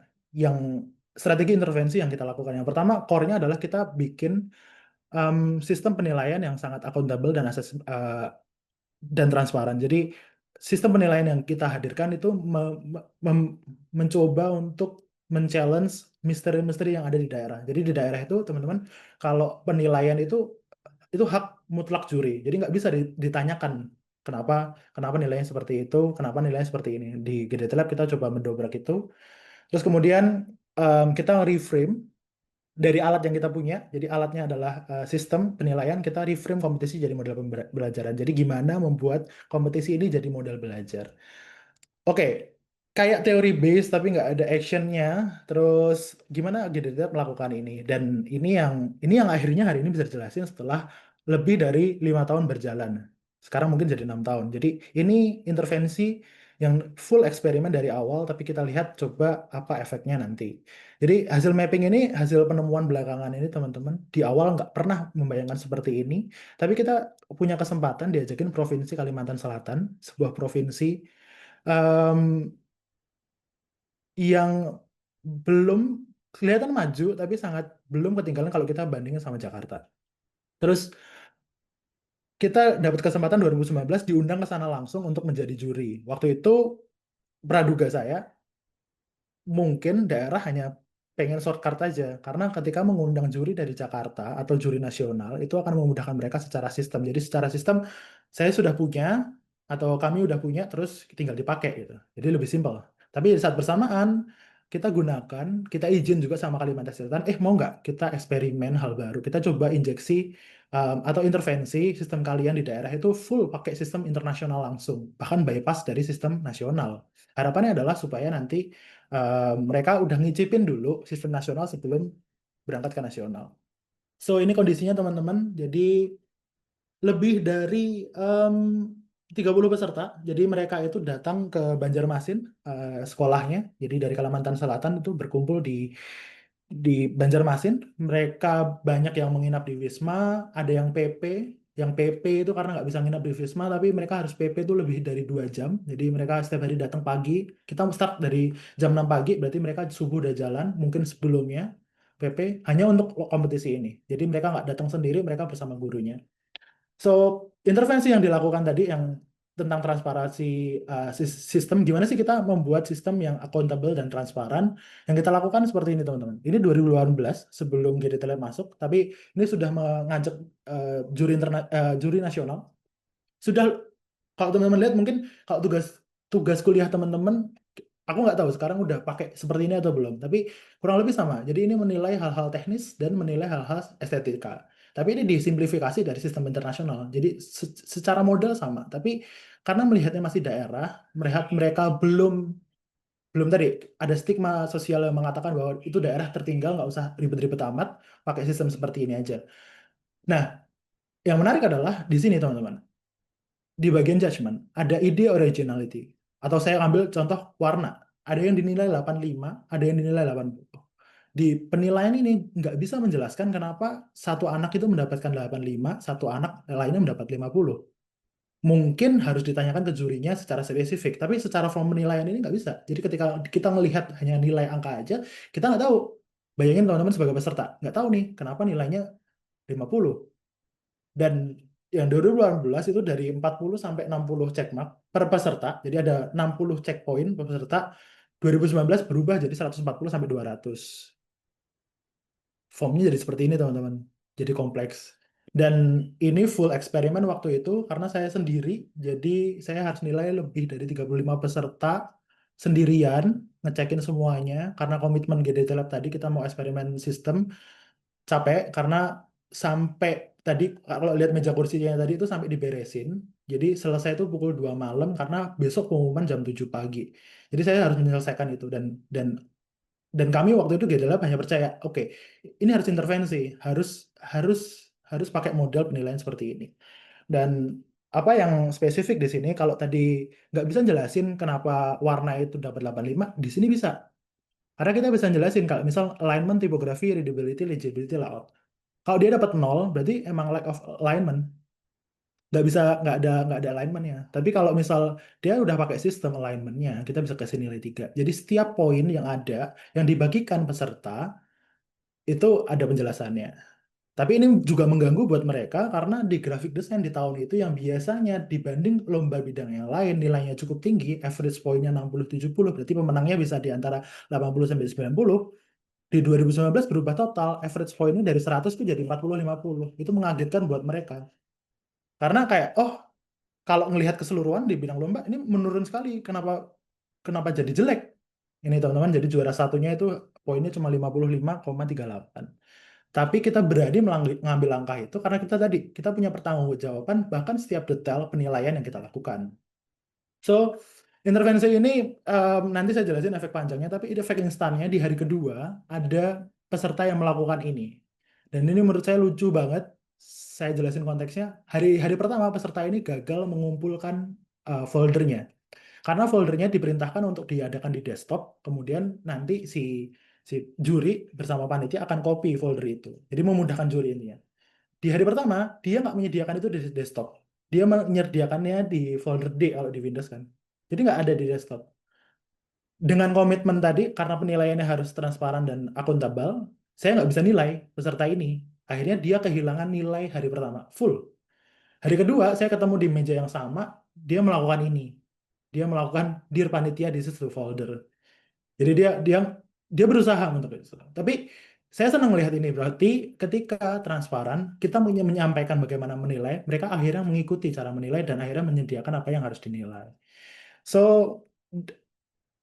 transparansi itu bagian dari intervensi kami, kita melakukan transparansi untuk kemudian dipakai. Jadi ketika transparan, akhirnya itu menjadi pola belajar bagi mereka. Ini saya ketemuin kemarin, ternyata saya ulik-ulik di Facebook, ada yang posting ini. Jadi ada yang ranking 17, dia posting aja di Facebooknya dengan semua nilainya itu. Dan saya nggak lihat dia lagi frustasi, tapi dia lagi mencoba menjelaskan bahwa oke, saya ranking 17 hari ini, saya bisa evaluasi. 17 dari 35. Nggak, not bad gitu. Tapi dia kurang puas. Dan ini yang membuktikan secara instan bahwa ketika penilaian transparan dan akuntabel, orang bisa menerima dan kemudian bisa menjadikan ini bahan pembelajaran. Untuk konteksnya, GDT Lab sebelumnya itu sering dapat protes mungkin dari sistem yang lain karena nggak bisa nggak transparan dan nggak akuntabel. Dan untuk suplemen tadi, untuk transparansi tadi, kita kemudian setiap kegiatan kompetisi kita publish semua resource-nya. Jadi kalau di GDT Lab kita punya website, kita posting semuanya, jadi kita punya arsip modul dari 2011 sampai sekarang yang paling baru 2025, berarti lebih dari 10 tahun kita punya modulnya, jadi ini buat transparan, kita dokumentasikan, laporannya ada semua. So, Untuk long term actionnya, karena tadi itu kita intervensi secara sistem, bagaimana ngembangin guru, karena guru aset panjang bagi Data Lab. Nah, ini juga rada maksain. Jadi setiap ada kita diundang untuk mengisi atau menjadi juri, kita maksain ada sesi workshop. Di sesi workshop ini kita ambil ketika peserta itu mengerjakan soal. Jadi peserta start ngerjain soal itu 3-4 kan, 3-4 jam kita tunggu mereka mengerjakan. Pembimbing itu nggak ngapa-ngapain dan juri hanya mengawasi, dan kita ambil waktu itu untuk kita minta kelas untuk sesi bersama guru, karena kita merasa percuma nih pakai standar sistem keren atau sesuai ideal kita, tapi nggak tahu, guru-guru tuh nggak tahu cara menggunakan ini. Jadi kita ajarin guru-guru, bukan ajarin, kita sharing bareng guru-guru bagaimana sistem ini bisa berjalan, dan di saat yang bersamaan kita minta feedback untuk mengurangi friksi tadi kan. Oh, di sekolah bagaimana sih apa yang diajarin, kenapa tidak mengajarkan ini, kita cari masalahnya, kemudian kita biasanya bahas bareng bersama guru. Dan berkah pandemi, pola-pola ini kemudian bisa scalable, bisa menjangkau lebih luas karena pandemi kita dipaksa jadi online, tapi akhirnya GDT Lab punya intervensi baru tuh tadi yang sharingnya harus ketemu langsung, ini lebih murah dan mudah. Ini di kamar saya waktu itu 2020, sama bisa membantu teman-teman di Provinsi Kalimantan Tengah untuk melakukan kompetisi. Terus sama di kompetisi nasional kita berkembang juga, selain tadi injeksi sistem, kita jelasin juga cara menilai, dan ketika kayak misal alignment atau layout itu kan harus dijelasin secara kenapa dia masih jelek misal. Nah, ini kita adakan juga sesi review setelah kompetisi. Jadi ini effort lebih yang yang seharusnya nggak usah dilakuin, nggak apa-apa. Tapi kita melakukan atas dasar tadi. Ini kompetisi bukan untuk kompetisi tapi untuk tempat belajar. So, oke. Ribet, ruwet, banyak yang dilakuin, tapi ada impact-nya nggak sih? Nah, ini yang mengejutkan buat kami, karena kita nggak pernah ngukur impact-nya. Kita melakukan aja sesuai apa yang kita mau eksperimen, kita merasa itu harus dilakukan, kita lakukan. Tapi di Kalsel, ini kan mendapatkan fakta baru. 2019 kita start, 2022 mereka ikut jadi setiap tahun mereka mengirim ke nasional, tapi 2022 mereka di posisi 14, 2023 di posisi 8, 2024 5, dan 2025 kemarin baru banget itu posisi 1. Dan faktanya adalah GDT Lab aktif membantu mereka. Dan ini makin menguatkan kita bahwa intervensi yang kita lakukan itu berjalan, karena ini pertama kalinya Kalsel itu meraih medali emas. Jadi di level perlombaan itu di semua bidang, pertama kalinya di Kalsel itu diperoleh oleh seorang siswa kelas 12 itu dari jurusan DKV. Jadi ini makin ngevalidasi bahwa intervensi yang kita lakukan tadi bisa menghasilkan sesuatu. Tapi ini bukan karena GDT Lab, ini adalah kemauan dari daerah. Saya kasih contoh sampel. Di tahun yang sama, setelah Banjarmasin, setelah Kalsel, kami berangkat ke Yogyakarta. Ini sedikit memaksa juga karena dari sejak saya lulus 2013 dari SMK ini, saya nggak pernah diundang untuk menjadi juri di sekolah saya sendiri. Jadi saya sudah jadi juri nasional, tapi saya nggak pernah diundang di sekolah saya sendiri. Saya memaksa mereka untuk please undang aku, karena aku mau injeksi sistem ini. Dan ini kondisinya, sekolah saya itu bisa menyediakan infrastruktur seperti ini. Coba kita bandingkan sama tadi. Teman-teman mungkin tadi nggak nyadar, komputer-komputer ini dari mana? Komputer-komputer ini mereka bawa sendiri dari daerahnya. Kadang komputernya disuplai oleh sekolah lain. Mejanya juga, kursinya juga. Jadi mereka sekumpulan sekolah kolektif bergotong royong untuk, ada sekolah yang bisa menyediakan ruang, ada sekolah yang bisa menyediakan meja, komputer, dan sebagainya. Jadi nggak seideal Jogja. Ini satu sekolah selesai. Tapi ini nggak. Coba lihat di ujung sana teman-teman, ada wastafel. Jadi ruangan ini bukan ruang desain, bukan ruangan untuk TKJ atau komputer, enggak. Ini bahkan ruangan lain, saya nggak ngerti ruangan apa, tapi kenapa ada keran di situ, saya nggak tahu. Tapi hanya ruangan ini yang terbesar yang bisa menampung lebih dari 35 peserta. Jadi ini bukan GDT Lab, tapi kemauan. Dan keterbatasan tadi bisa diatasin sama gotong royong sekolah. Jadi kompetisi yang diselenggarakan secara ini tuh jadi lebih efisien modelnya menurut saya, jadi lebih murah, lebih possible karena keterbatasan yang ada di daerah. Terus GDT Lab melebar gitu, karena mendapatkan fakta-fakta itu kita cobalah intervensi lebih jauh. Kita mikir nggak mungkin kalau Kalsel berhasil, kalau Kalsel bisa, kenapa sekolah lain nggak bisa? Dan ada hal-hal yang susah untuk kita intervensi lebih lanjut ke sebuah daerah, karena mungkin mereka udah punya juri yang selalu pakai sistem yang sama bertahun-tahun dari daerahnya dan nggak ada masalah. Nah, itu kadang-kadang nggak apa-apa juga dari kita, tapi kita tuh pengen loh kasih pembanding sistem supaya mereka melihat mana sih sistem yang bisa bisa diterapin. Nah, intervensi yang kita lakukan adalah kita aktif secara online. Berkah pandemi juga kita jadi punya model untuk membuat kompetisi tapi virtual. Jadi ini kompetisi virtual yang ngelakuin bahkan bukan saya, ada teman-teman GDT Lab yang dulunya peserta dari LKS juga, dari SMK juga. Mereka join ke GDT Lab, ke sistem di GDT Lab, terus saya minta bantuannya untuk ayo kita menyelenggarakan kompetisi supaya lebih banyak orang-orang seperti kalian yang punya privilege untuk kayak sampai terbang ke Jakarta, berkuliah di Jakarta segala macam. Jadi ini full, saya cuma ide awal tapi dieksekusi dengan baiknya sama teman-teman di dalam GDT Lab. Dan Mas penilaian Ganjar, tadi, 1 menit lagi ya. wow, oke. Penilaian tadi menghasilkan makin kompleks, makin lebih bisa kita jelaskan seperti ini. Saya mau langsung ke, oke. Ini efek dari 2019 kita menghadapi nasional seperti ini, kemudian 2024 kita udah bisa melihat hasilnya. Mungkin bukan kerjaan GDT Lab, mungkin kerjaan kolektif dari kita semua, dari guru-guru SMK yang melakukan intervensi bersama-sama dan mencoba untuk solving masalah ini. Oke, saya mau skip bawah ini, mungkin kita diskusi waktu Q&A. Saya mau nge-point out ini teman-teman. Jadi seperti yang Not bilang tadi, everyone design. Jadi kita nggak bisa salahin dalam sebuah ekosistem, semua orang mendesain, semua orang punya intensi bagus untuk membenarkan sebuah sesuatu. Tapi kita desainer sering bertemu kondisi kompleks seperti ini. Kita merasa desainer, oh aku yang ngedesain, kalian nggak. Aku yang desain, pokoknya harus begini segala macam. Nggak, semua orang mendesain. Jadi role-nya GDT Lab sekarang sangat bergeser dari expert design, dari yang merasa bisa akhirnya jadi expert design yang membantu memfasilitasi. Jadi pengalaman GDT Lab selama 5 tahun ini menggeser GDT Lab as a designer dari problem solver ke enabler. Gimana designer bisa enabling sesuatu movement yang ada di masyarakat atau gejala di masyarakat. Gimana kita bantuin mereka, fasilitatin mereka. So, ya untuk menutup ini, waktu kita terbatas, aku invite teman-teman jadi sociable designer. Jadi desainer yang lebih bergaul, kita harus banyak ketemu orang. Kalau yang GDT Lab lakukan, kita melakukan 3 hal. Kita bertemu, berteman, dan berkolaborasi. Kita nggak boleh tunjuk-tunjukkan siapa yang salah, kita harus berteman. Kita adalah berteman dengan guru SMK, dengan pelajar, dengan BINUS, dengan international competition, dengan pemerintah pusat. Terus kemudian desainer harus lebih luas. Aku hari ini udah nggak peduli title designer. Yang penting intervensi apa yang bisa dilakukan. Dan yang terakhir kita harus forming new social relationship and collaboration. Kalau desainer merasa ada jarak, berarti kita yang ada salah nih. Harusnya kita nggak ada jarak nih sama society. Harusnya kita nggak ada jarak dari permasalahan sosial yang ada. So, terakhir PR desain brief masih sama 2018. Gimana kita bersama bisa ngedesain new ways of learning, gimana kita ngedesain new ways of collaborating, dan gimana kita bisa membayangkan masa depan dengan lebih baik. Terima kasih, saya Ganjar dari GDT Lab.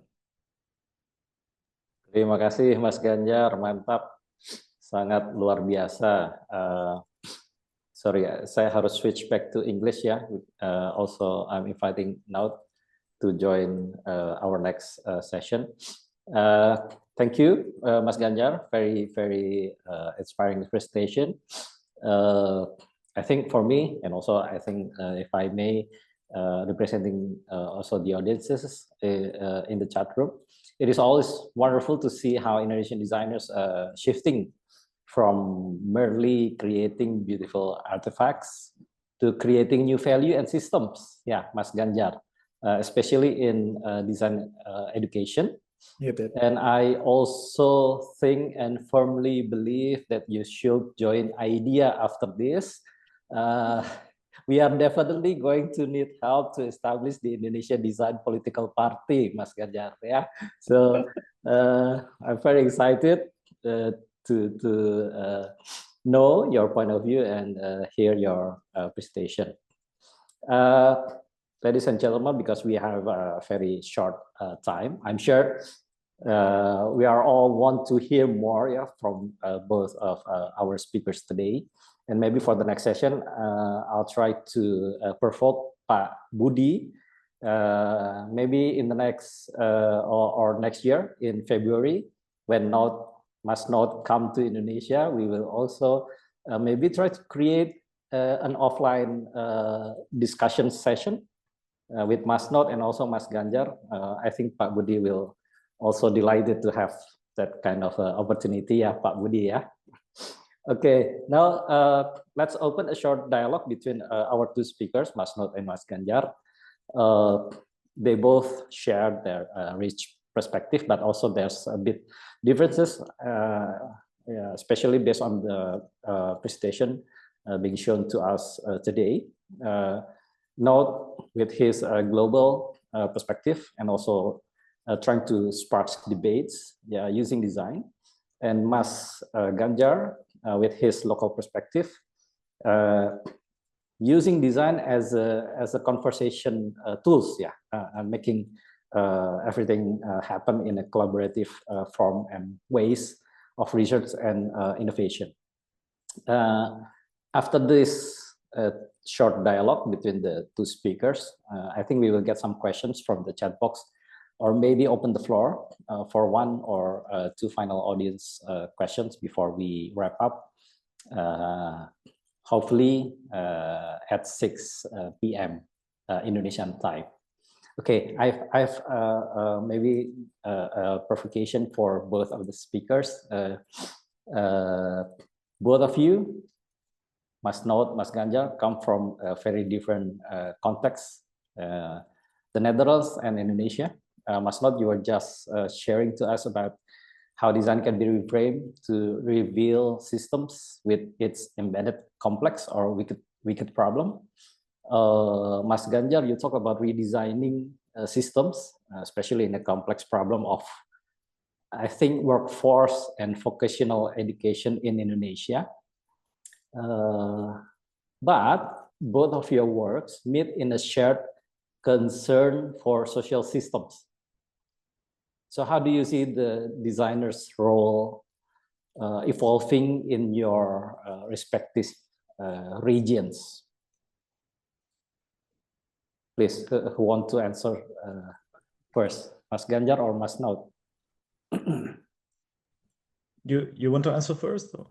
No, not. You can start. Good. Okay. So what I think is that if I really see it in the Dutch context of design, it has been changing a lot, because in the 90s and in the zeros, Dutch design was known as very conceptual and very product-based and very humorful in this way. So what a lot of designers focused on was like they went to Milano, to the Salon del Mobile, the big European design fair, to present their new objects, basically. And it was really object-based. And this really shifted like the previous like 20 years, I think, into the more social kind of form, and not necessarily material based. So what we really see right here at design schools, for example, I live very close to Design Academy. It's like the biggest design school in the Netherlands. And so they get very different classes. So you see that the education is changing with them. So they also get like performance art as classes, or performance design, or like they also, like at the masters, they accept like journalist students, or like architects, or like philosophers. So they're trying to break open a bit like the existing kind of restrictions of the discipline, and like opening it up, and like trying to collaborate more with like new kind of disciplines, or other kind of disciplines. And then also, like at the same time, there are like quite a lot of different ways you can, if you go to Design Academy, for example, go into. So there's still object design, but then there's also social design, and there's like performance design. There's like a lot of different kinds of ways, and I think we basically need all of them together. Yeah. Okay. Mas Ganjar, you want to add up? Not response. Yeah, but in Bahasa Indonesia, I'm sorry. Yeah, it's okay. It's my reflection. I learned for the last 2 years in Milan about design. So it's apa yang aku dapatkan di Binus dengan di Milan itu sangat kontras, dan mungkin satu hal yang bisa meng-highlight adalah cara berpikir sebuah negara. Ketika negara itu maju, dan negara berkembang, cara berpikir kolektif kita bisa beda. From the note presentation and what they have in the Dutch from the design school, like the border design school theme, like perform design, everything. But we don't have it in Indonesia, right? So we still need designer to be to support the production, to grow our economy. So it's not wrong from doing this, but at the same time, we part of the global community. We're part of global system. So the designer should be embedded with apa ya, imagination. So we are the orang yang bisa mengimajinasikan.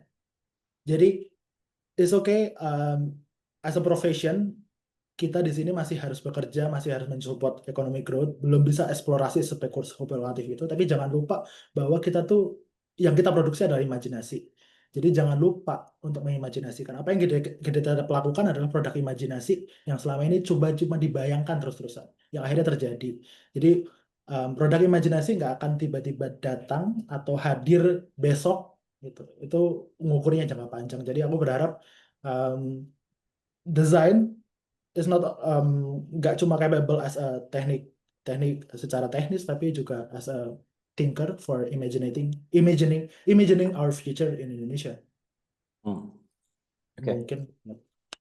Yeah, terima kasih, Mas Ganjar. I will try to follow up both of your responses, especially in the design education. Yeah, that's very interesting topic, and because also we have in the audiences many of whom are lecturers also, other than students, and also other than professionals.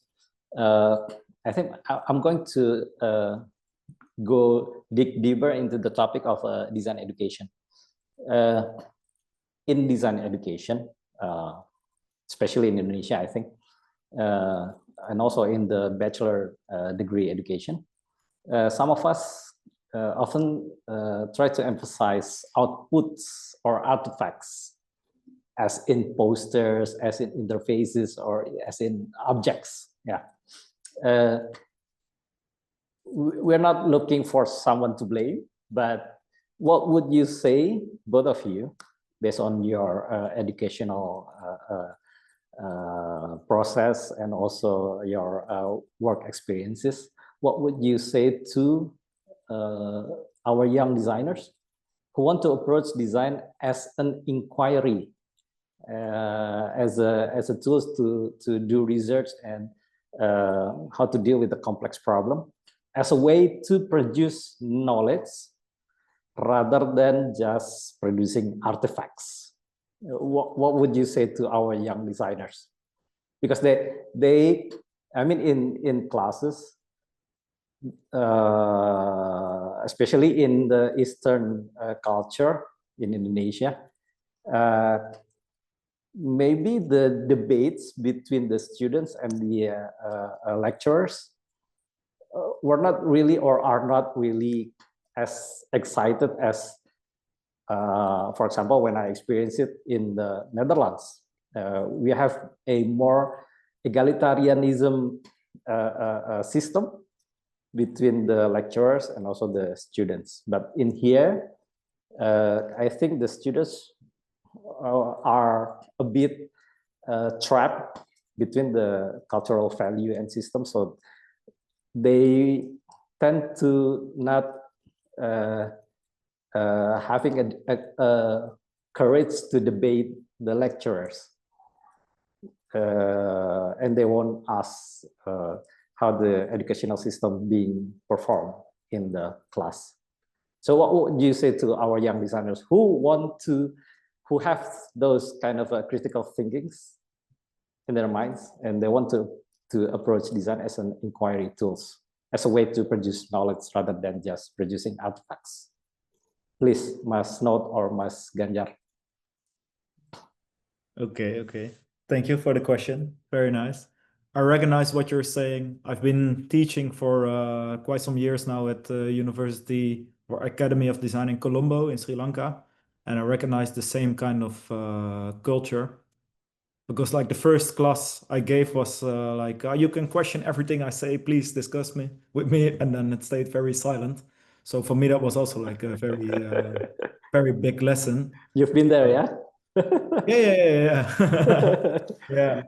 So yeah, it's quite interesting because it took I learned from my colleagues that my students at that time had been learning from the education system that they couldn't question what their teacher was saying. And in the Netherlands, it's basically the culturally very often perceived that you have to question everything that someone else is saying, even like there's not so much of a hierarchy between teachers and students.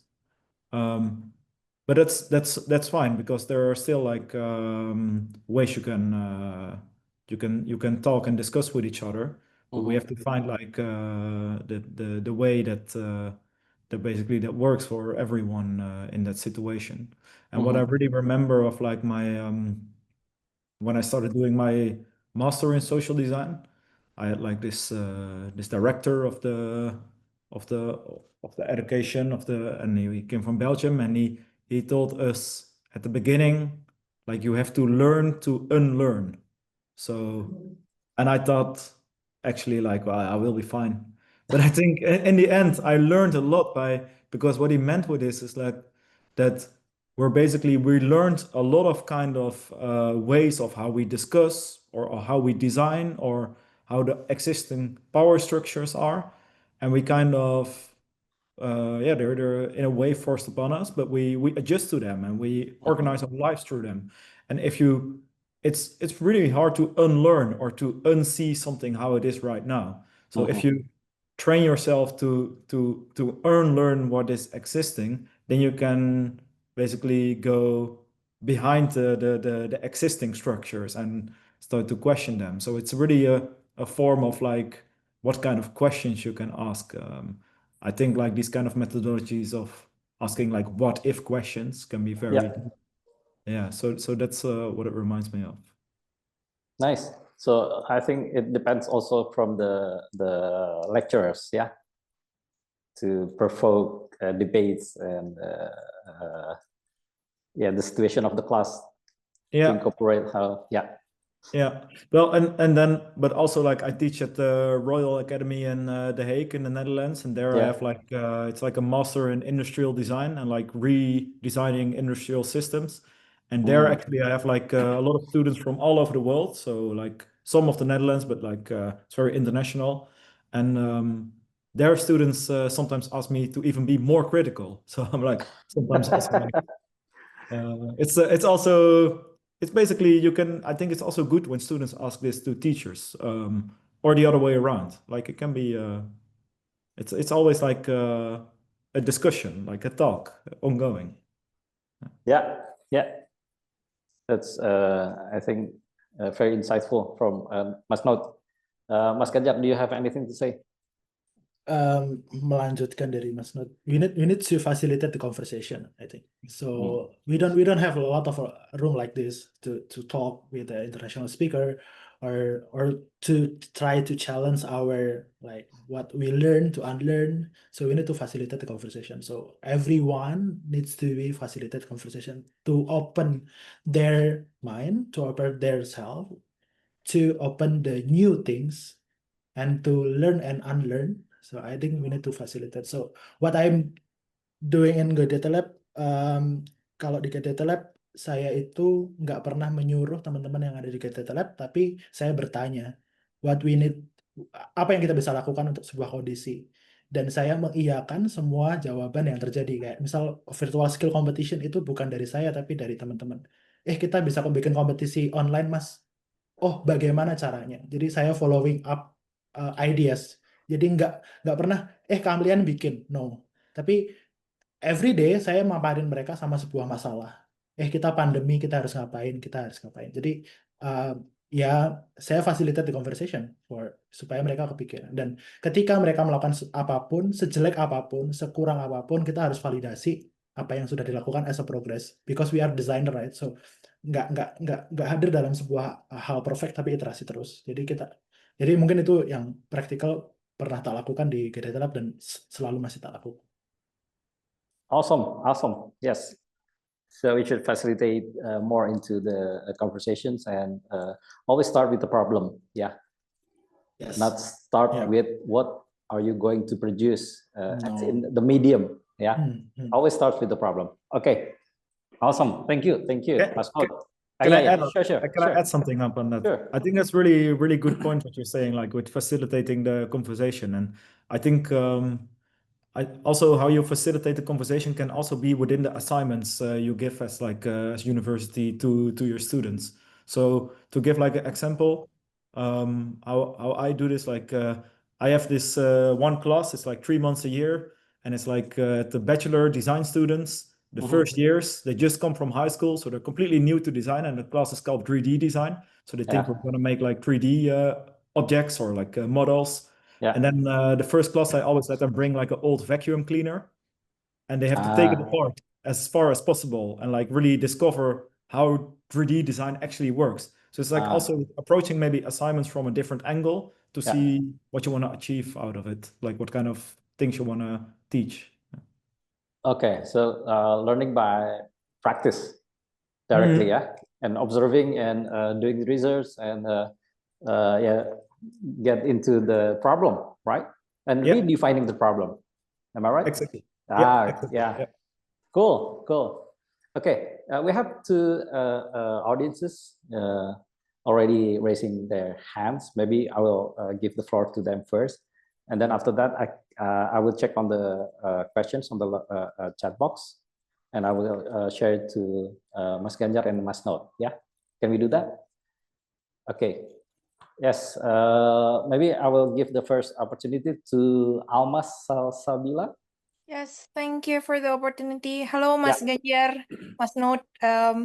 Great to meet you. I think the biggest question for me after hearing your presentations was like how actually you both make those practices financially viable.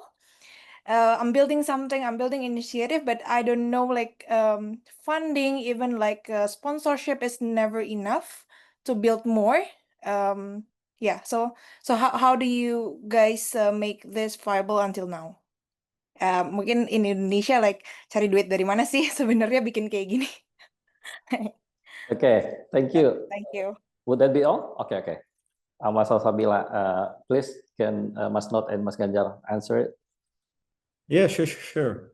I really get what you're saying, because this is also has been challenging. So I can tell you a bit how this changed for me the past years, and how I changed my positioning to create like finances with my work. So like in the beginning, like quite a lot of projects I just showed you became like in the end exhibition displays. So I made like for museums, for example. So I got like assignments for museums to do this, but it's quite hard, and there's not a lot of finances in the museum world, because like also the cultural sector in like the Netherlands is like quite financially intense. Like they don't have a lot of money, so it's very hard to create like actually a basic income from it. But then it's also a tool for me. It was to show my work to a lot of people. But I got a bit like fed up with, because basically the topics that my projects are about is like way beyond a museum like space. It's like not only the place where I want to give like create a debate. So then I started thinking who are basically the institutions in the Netherlands and companies who actually really deal with the same kind of objects. So I started mapping them out from like ministries. So Ministry of Education, Culture, Science, Ministry of Climate, Ministry of Economy. And then I started linking all the different organizations that were attached to them. And I also did this for commercial companies. And then I started networking with them. So basically, most of my assignments currently come from governmental institutions to give workshops about this, or to give like create new visualizations for them, to create new artwork sometimes, but also new system designs. So first I really positioned myself as like more artistic designer, but now I entirely do my commercial like networking towards like towards companies who deal with the similar kind of products, challenges. And yeah, the past like 3-4 years, this is it takes some time, but it picks up quite fast. The most challenging is that you, as a designer, have to basically prove what value you can be of for this kind of company, and this takes like a lot of time of to see how you can help them. So it's really also investigation of what they need in a way, and how you can jump in this market. So yeah, to give examples, right now I'm making like big new kind of installations for the biggest plastic recycling factories in the Netherlands, and we're creating like a kind of system in which it looks like a kind of artwork, but inside there are bacteria which biodegrade like plastics. So it's like it's a kind of trying to make a new system for them, how they can deal with their plastic and show it to the public. So I look a bit on the line of like creating new kind of systems and like visual communication, which they can use for like their commercial use, for example. So it's between these fields. This is personally for myself how I look through it. Yeah. Mas Ganjar? Can I skip this question? Okay. No. It's just like it's my reflection for like how make these things sustain, how where I can find the funding or money from this. Yeah, but tadi siang sebelum kesini aku ketemu temanku untuk ngobrolin dua hal, how make this thing financial business modelnya seperti apa dan brand atau identity modelnya seperti apa. Jadi aku ada teman dia konsultan branding, kita ngobrolin dua hal ini.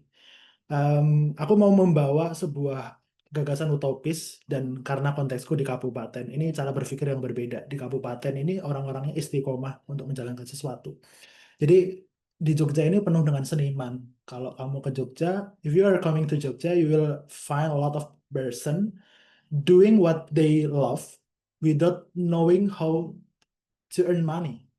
Because here the social safety is really tight, kayak social situation tight. We support each other. So maybe aku nggak bisa jawab secara kayak finansial gaya ibu kota atau secara common, but apa yang udah dilakukan 6 tahun di Detail Lab ini is not for commercial purpose, but bahasa gampangnya subsidi silang. Jadi ada government yang melakukan itu setiap tahun. Kemudian kita lihat polanya mengajak juri dari pusat untuk ke daerah. Jadi kita harus memastikan diri kita di pusat untuk bisa diundang di daerah. Jadi kita lebih berpikirnya financial modelnya adalah gimana kita bisa tap in di sebuah government program. Tapi itu nggak sustain karena kayak lomba internasional kita skip beberapa tahun karena dihapus programnya sama pemerintah pusat. Nah, akhirnya kita nggak bisa jalan. Nah, tapi ketika nggak bisa jalan, kita berpikir secara kreatif intervensi model apa yang bisa kita lakukan. Jadi tetap nggak ada jawabannya how make this thing financial sustainability, tapi aku mau ngasih tahu cara gaya berpikir kabupaten seperti Jogja. Jadi kayak jadilah seniman, like artis, bikin ruang ini jadi eksperimen untuk mengeluarkan ego atau mengeluarkan jati diri. Di sisi yang lain tetap aku bekerja secara profesional di bidang desain untuk serve yang lain gitu. Oke, terima kasih Mas Ganjar. Salsabila, Almas, are you satisfied with the answer, or do you have anything to say Well, more? thank you both. Both give different perspectives, so it's really insightful. Okay, may I follow up your question, Almas, Salsabila, especially to note, Mas Note, how do you deal with potential conflict of interest when you are being funded by the company or the big corporation to do a specific research in a specific wicked problem or complex problem, and then you have to spark debates in the public spaces. How would you deal with that conflict of interests? Yeah, this is like a very fine line, which is very hard sometimes. And actually, I've experienced like both sides. I've also experienced like that I was been doing projects for one of the most famous companies in the Netherlands. I kind of trusted them. And in the end, I wasn't too happy, to be honest, with how they used Mm. results. But I learned from it that when we create agreements, I have a set of like terms and conditions, which are like we need to stick to. And usually terms and conditions are quite nobody really reads them, but Yeah, it's quite true. important to add into your like kind of yeah, like if you start working with these kind of big clients. So what for me is very important, that I always can work independently from their organization, so that I'm not necessarily promoting their organization as such. Like I need to have the independence to research like their challenge and their complex thing. What they do with it, that's up to them. So if it's not in a shining positive light on them, they can have to choose for this. But this is like a balance I'm always like trying to keep. And then at the same time, I'm doing like some kind of projects I really don't make any money on, because I really think they're important and I'm passionate on those. And like, so I try to get like my finances out of like 60 to 70% of the projects I do. I finance like my design studio and just my living, and then like 30% I think are very important to do projects also, which I think are very important, or which I learn new people through, or like get new insights from. So I'm balancing it out in this way. Yeah, cool. So I think it is important for designers to build and have their own values. And if it's possible, you have to put it up for in the contract, right? That kind of your values, you need to be able to convey that to the clients or the big corporations. And this is my fine line, and I will put it in the contract. If you cannot or won't accept it, then that's it. We can move on to another project, different kind of project, right? I think. Yeah. Yeah. And to add up on that, that's like you won't reach that in like in once. So like you first need to build trust. So like it took me like 5 years of being like doing like different kinds of assignments for different like companies and institutions, Yeah. and that creates a lot of trust when you do these kind of assignments with for like potential new clients. But like I couldn't give like all my terms like at the first assignment I got. I Yeah. also really needed like the money. So it's like you can build it up like gradually. At least for like this is really speaking out of my context. So what I'm familiar with. Yeah. That is very cool. Thank you. I think let's move on to the next questions from Fifi, who are already raising her hand. Yeah, please, Fifi. Hi, thank you for sharing what you do. Thank you, Ganjar, and thank you, Note, for sharing. So I have a question, since I'm actually a business owner, and I think some of the things from you do in the social aspects can also be incorporated within my business. But can you give me like a small or short steps on how to do that? Like, for example, how to translate what the market needs into our design. Like, because of course, as designer, you have like your own style, your own idealism, but you also need to follow the market, right? You also need to follow what people needs to know, and especially if I'm selling like a product, I need to also convert it to sales. So could you guys like share a little bit about how to incorporate this idea into my small business? Thank you. Yeah, Yes, terima sure. kasih, Mbak Vivi. Yeah, please do now, Mas Nut. Yeah, very good question. Thank you.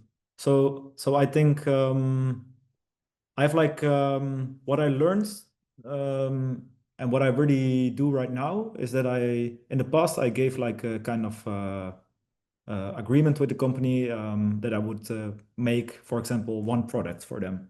But now I have like different phases which I sell. So to give an example, I do currently a project in Sri Lanka, and we make like there's like the beaches are like full of soda cans, and there are like informal waste workers like collecting these cans, and like a big company in Sri Lanka, they want to help these informal waste workers by creating new products which they can make very easily themselves to sell to tourist market, which is very big in the south of the country. And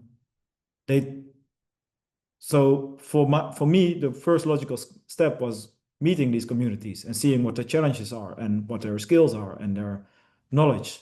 But for them, the first step was, no, you first come up with the product and then they see if they like it or not.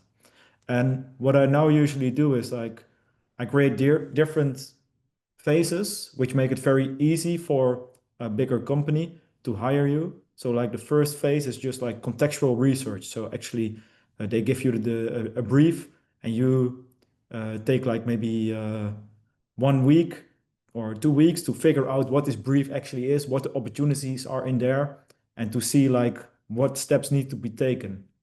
And this is like the first phase, and from there on they can like you can sell like the second and the third phase. So you can give them a perspective to show like what your approach could deliver basically. And then I think like there's this, for example, the human-centered design approach, so that you first really start investigating like the market, but also the needs, and that this is the first step. And in this way, for me, it works that I can sell it in very small parts, so it can build all the time a bit more trust.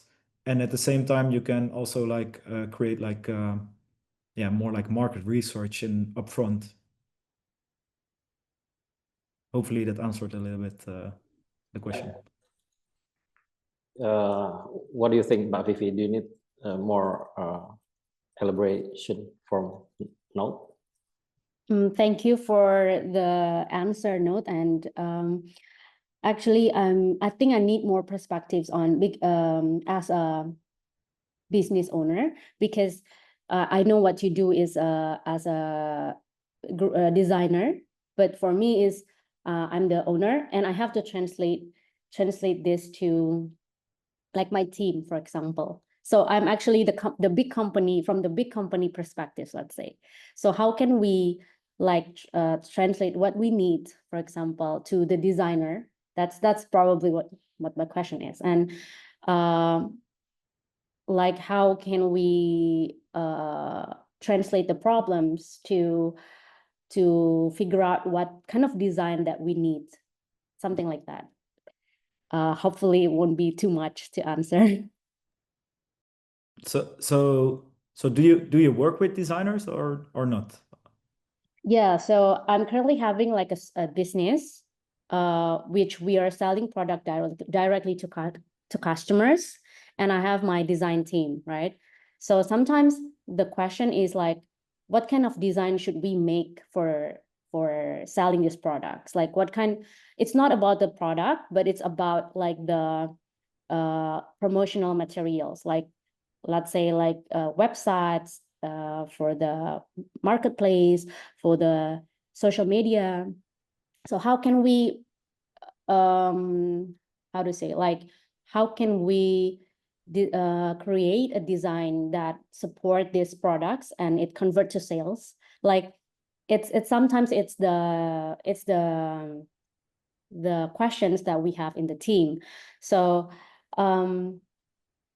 yeah, so sometimes it's just so when I saw your projects from your, like both of you, like from Ganjar and from Note, like I can see that you guys have this problem solving skill, right? Like from the problems, and then you create solutions for the problem. So how can we incorporate that into the problems that we have in the business? Like for example, we have these products and then we need to create marketing assets for these products. How can we like deliver it to the team, like to the design team, basically? So how you deliver the market assets to the design team, as I understand it, right? Is it? Yeah. It's like the steps on how to solve the problems, but it's not in a social context, but it's more into a business context. And Yeah. and do you want the designers to solve the problems, or do you already give them like a more like a kind of brief or direction within there? I give like a short brief, but I would love my designer to be able to solve the problems by themselves. But the problems is always between I cannot translate what's in my mind to the designer, and the designer cannot like really make cannot really solve the problem. So that's probably the big picture of it. Great. Yeah. It's the same problem I often have when I talk to my clients, because we basically speak a different language. Because like especially in where the design schools I studied, we really talk in this kind of design language. We all understand as designers, but then when I speak to my clients, they have no idea what I'm talking about. And when I frame a certain kind of problem and they frame it in a very different way, we talk about the same, but we basically have to bridge this. So often I do like co-creation sessions at the beginning of when I work with the client. So they give me a certain kind of brief, and we start to really kind of there are like very basic tools. For example, maybe you know the Board of Innovation.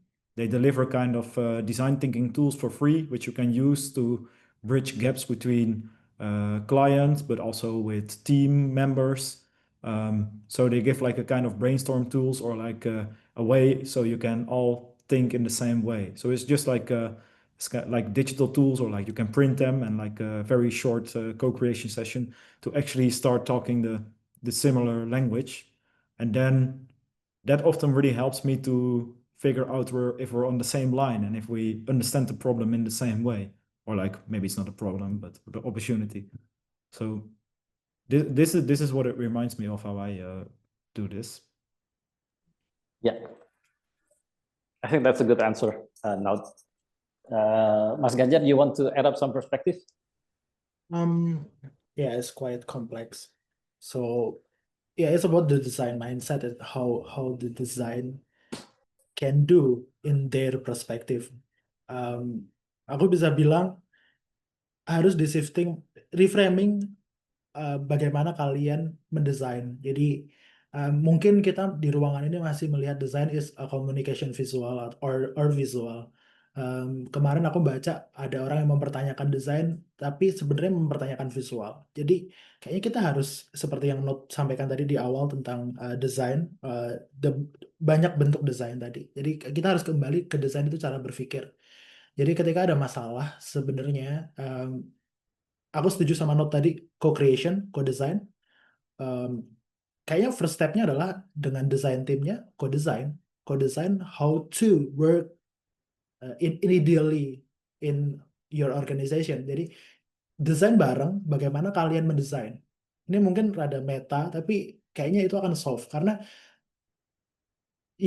ada hal yang berbeda dari mindset si business owner ke design team. So ya nggak ketemu kan. Bagaimana kalau kalian mendesain mendesain cara kalian mendesain. Caranya gimana? Metodenya co-design bisa mungkin setelah ini kita bisa connect di Instagram. Aku bisa share apa yang bisa dilakukan co-design sama facilitating the conversation. I'm agree with the Note. We designer has different language to talk because we learn design at school. We have like specific terms, but when I went to government, I talk with the government language. I talk to guru SMK dengan bahasa mereka. Mohon izin, siap, not Pak. I'm using it because aku ingin diterima mereka, menjadi mereka di kondisi mereka.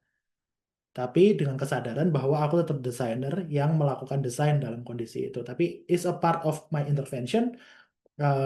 Untuk kalau yang terakhir tadi slideku bilang berteman, ya aku harus memahami mereka. Berarti saranku mungkin tahap pertamanya, kalau belum bisa co-design bersama timnya, berarti memahami as a design team bagaimana design mindset yang mereka berlaku. Kemudian ketika itu bisa diolah, bisa co-design. Mungkin ada kompleks, tapi let's see, kita bisa eksperimen di situ.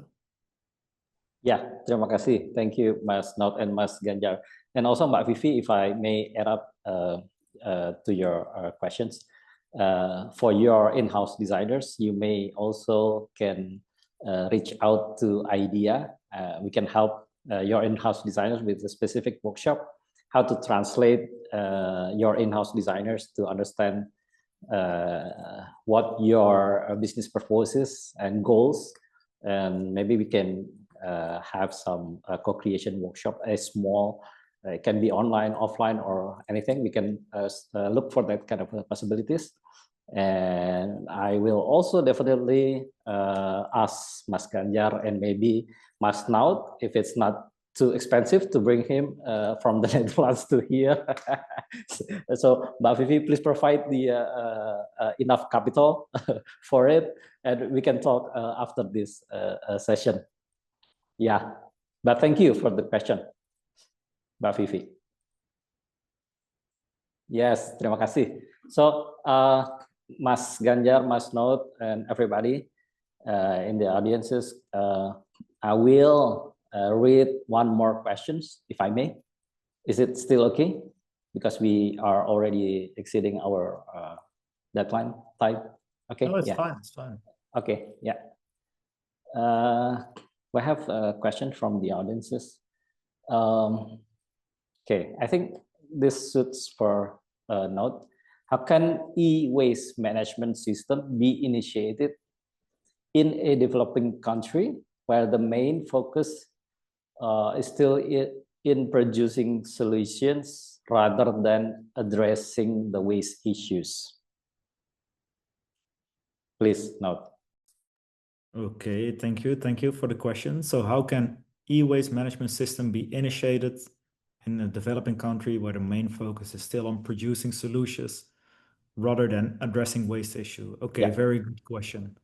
So first to say, I don't have all the answers towards this, but I can tell from what I've experienced. So I've been doing this project in Manila in the Philippines, and in Metro Manila, like the capital, there's like a big place with an informal waste sector, like a dump site where a lot of e-waste from the Netherlands was being dumped, I found out. So then the government, they came into this informal space, and they basically closed it immediately, and they said we start our own kind of recycling plant for e-waste.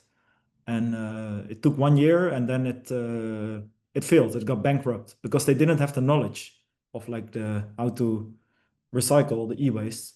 And then they found out there was a lot of knowledge within this informal sector still. So in the end, as a solution, they came up with like, they hired all the people who used to work in the informal e-waste sector into like the formal sector right now.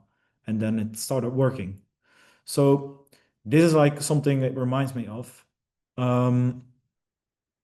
But what I think is like what I also maybe feel in your like in your question, I think it's quite rough because like for example, this e-waste is being shipped from all over the world, so it's not necessarily like that this e-waste came from like the Philippines. It's like from everywhere in the world it came from.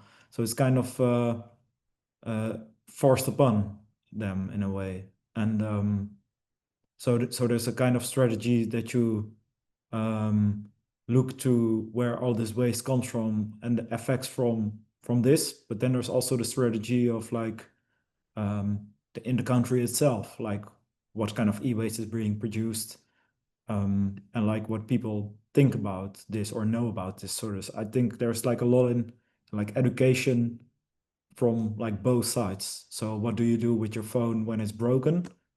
Like, can you resell it to someone or repair it? Or if it's really broken, hand it in the recycling sector.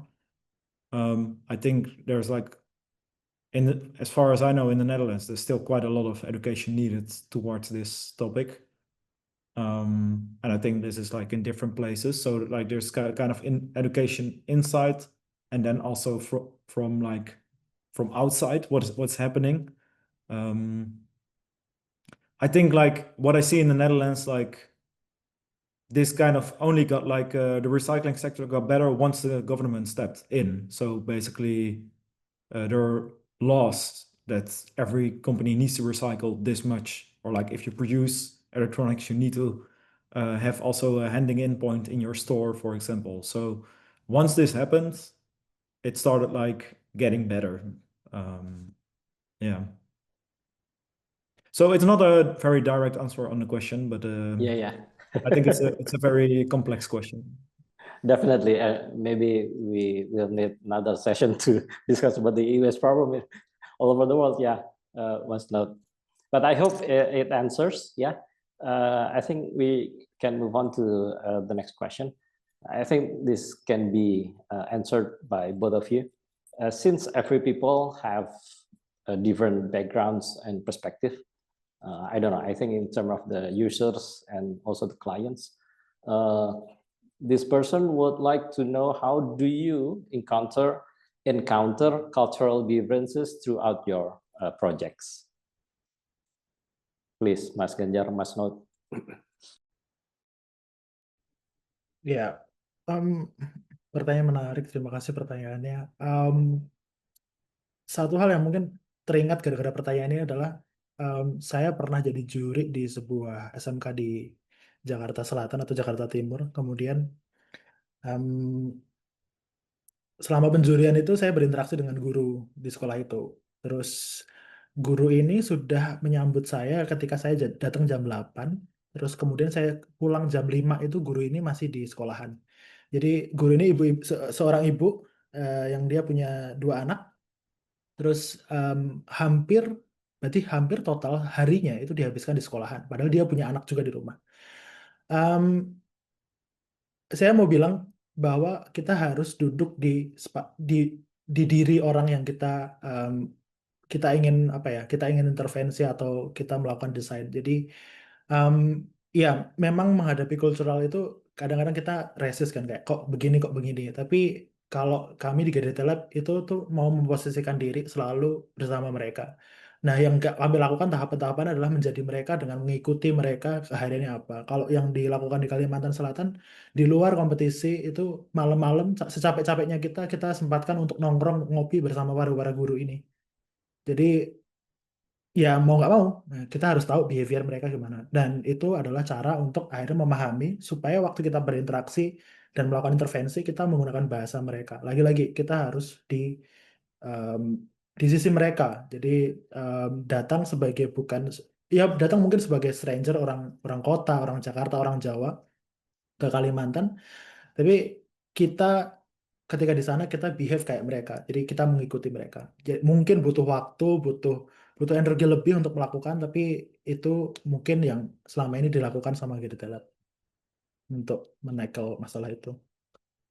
Yes, mantap, Mas Ganjar. Mas Not, do you have anything? Yeah, so I'm not sure if I will say the same, so I didn't want to say. So I will. So for example, the project I'm doing with the design team in Indonesia, we saw like a company is there. We've been researching them, and they have like founders from the Netherlands, and they created like this kind of waste management system, and they copied the same system which we use in the Netherlands, and they tried to implement it in Indonesia, and it didn't work. And it isn't because like their intentions weren't good or the system isn't good, but it's because of the cultural differences in how systems are made, or like how culturally people add value to something, or like how they interact with people. So this is for me very interesting. And what I learned through my work is that like I work together with like people from a lot of different countries. Like I went to international studies, and I always believed that I learned more from like all of my classmates, which were all from different countries, than actually from the content itself, because I learned the way they dealt with like design, but also with like anything else in life. And I think that was really inspiring. And like through my projects, I learned that like the first step is always like just observing like how people deal with a certain kinds of situation. So I try to kind of yeah, not immediately step in with my ideas, because yeah, probably I always have to acknowledge that they're based on a lot of assumptions of like the context I'm used to. And it's kind of, I try to bring these assumptions also like in these kind of co-creation sessions on the table. So like, I always try to share them, but also ask what are their assumptions, or like, and what are the things I don't know as like someone from outside this context. So these are kind of ways I kind of try to interact with them. And sometimes this takes like loads of time, and sometimes also it's like just hard to figure it out. But it's like a process doing together. And then yeah, it's also just like getting used to the different kind of. For example, like I have a lot of meetings in the Netherlands, but also in meetings in Indonesia, and they're like completely different way of like meeting. So it also just took a lot of time to figure out how it works, and just ask a lot of questions. Like yeah. Yeah.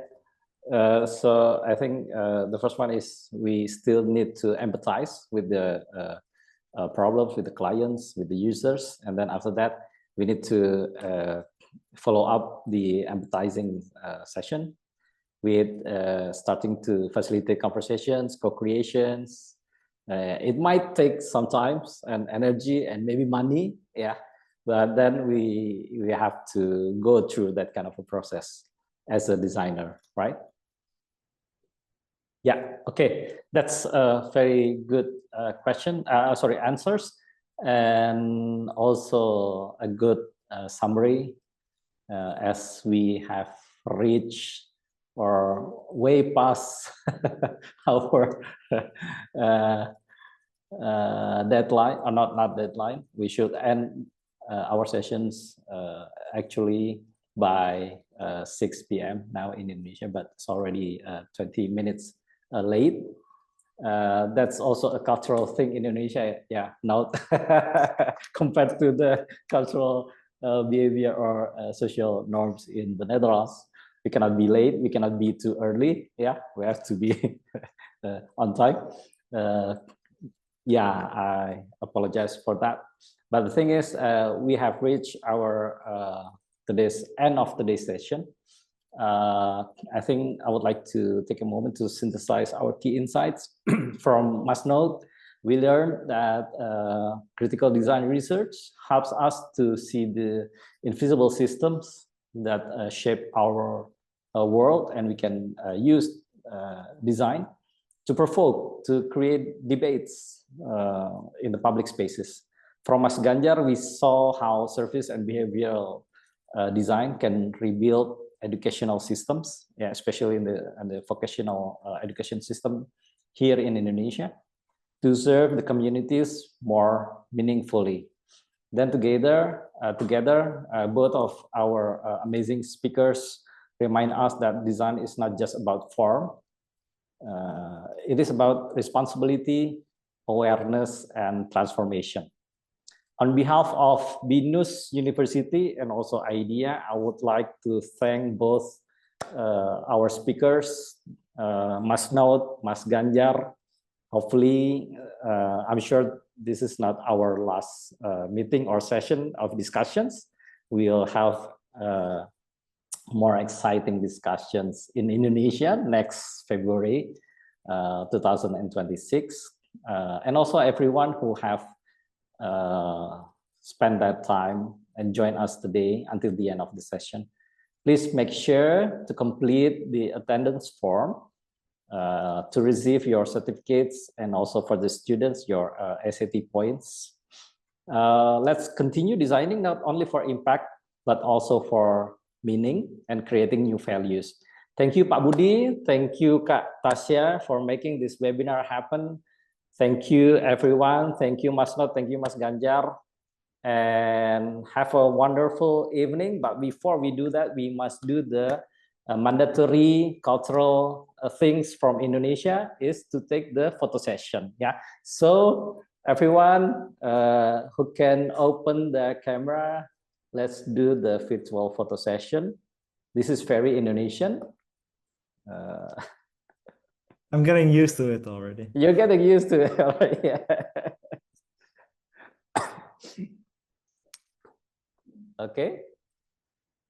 Everybody who can open their camera, let's open the camera. We are still waiting for about maybe half a minute. Are these all? Okay, let's do it. Yeah, I would like to ask Kak Tasya to take a photo. Yeah, already page 1. Everybody smile. And page 2. And how many pages, Kak Tasya? 6? 6 pages? Okay. Page 3, already done. Page 4. Page 5. And page 6. Yeah, okay, we're done, everybody. Thank you, Mas Not. Thank you again, Mas Ganjar. Thank you, Kak Tasya. Thank you, Pak Budi. Thank you, Binus. Thank you, Idea. Thank you to all the audiences. Stay safe, be healthy, and see you again in the next session, whether online or offline. Bye-bye. Thank you. Thank you, Todzins. Thank you, Mas Ganjar. Ya. Terima kasih. Terima kasih. Selamat berada. Nonsense. Bye-bye. Bye-bye.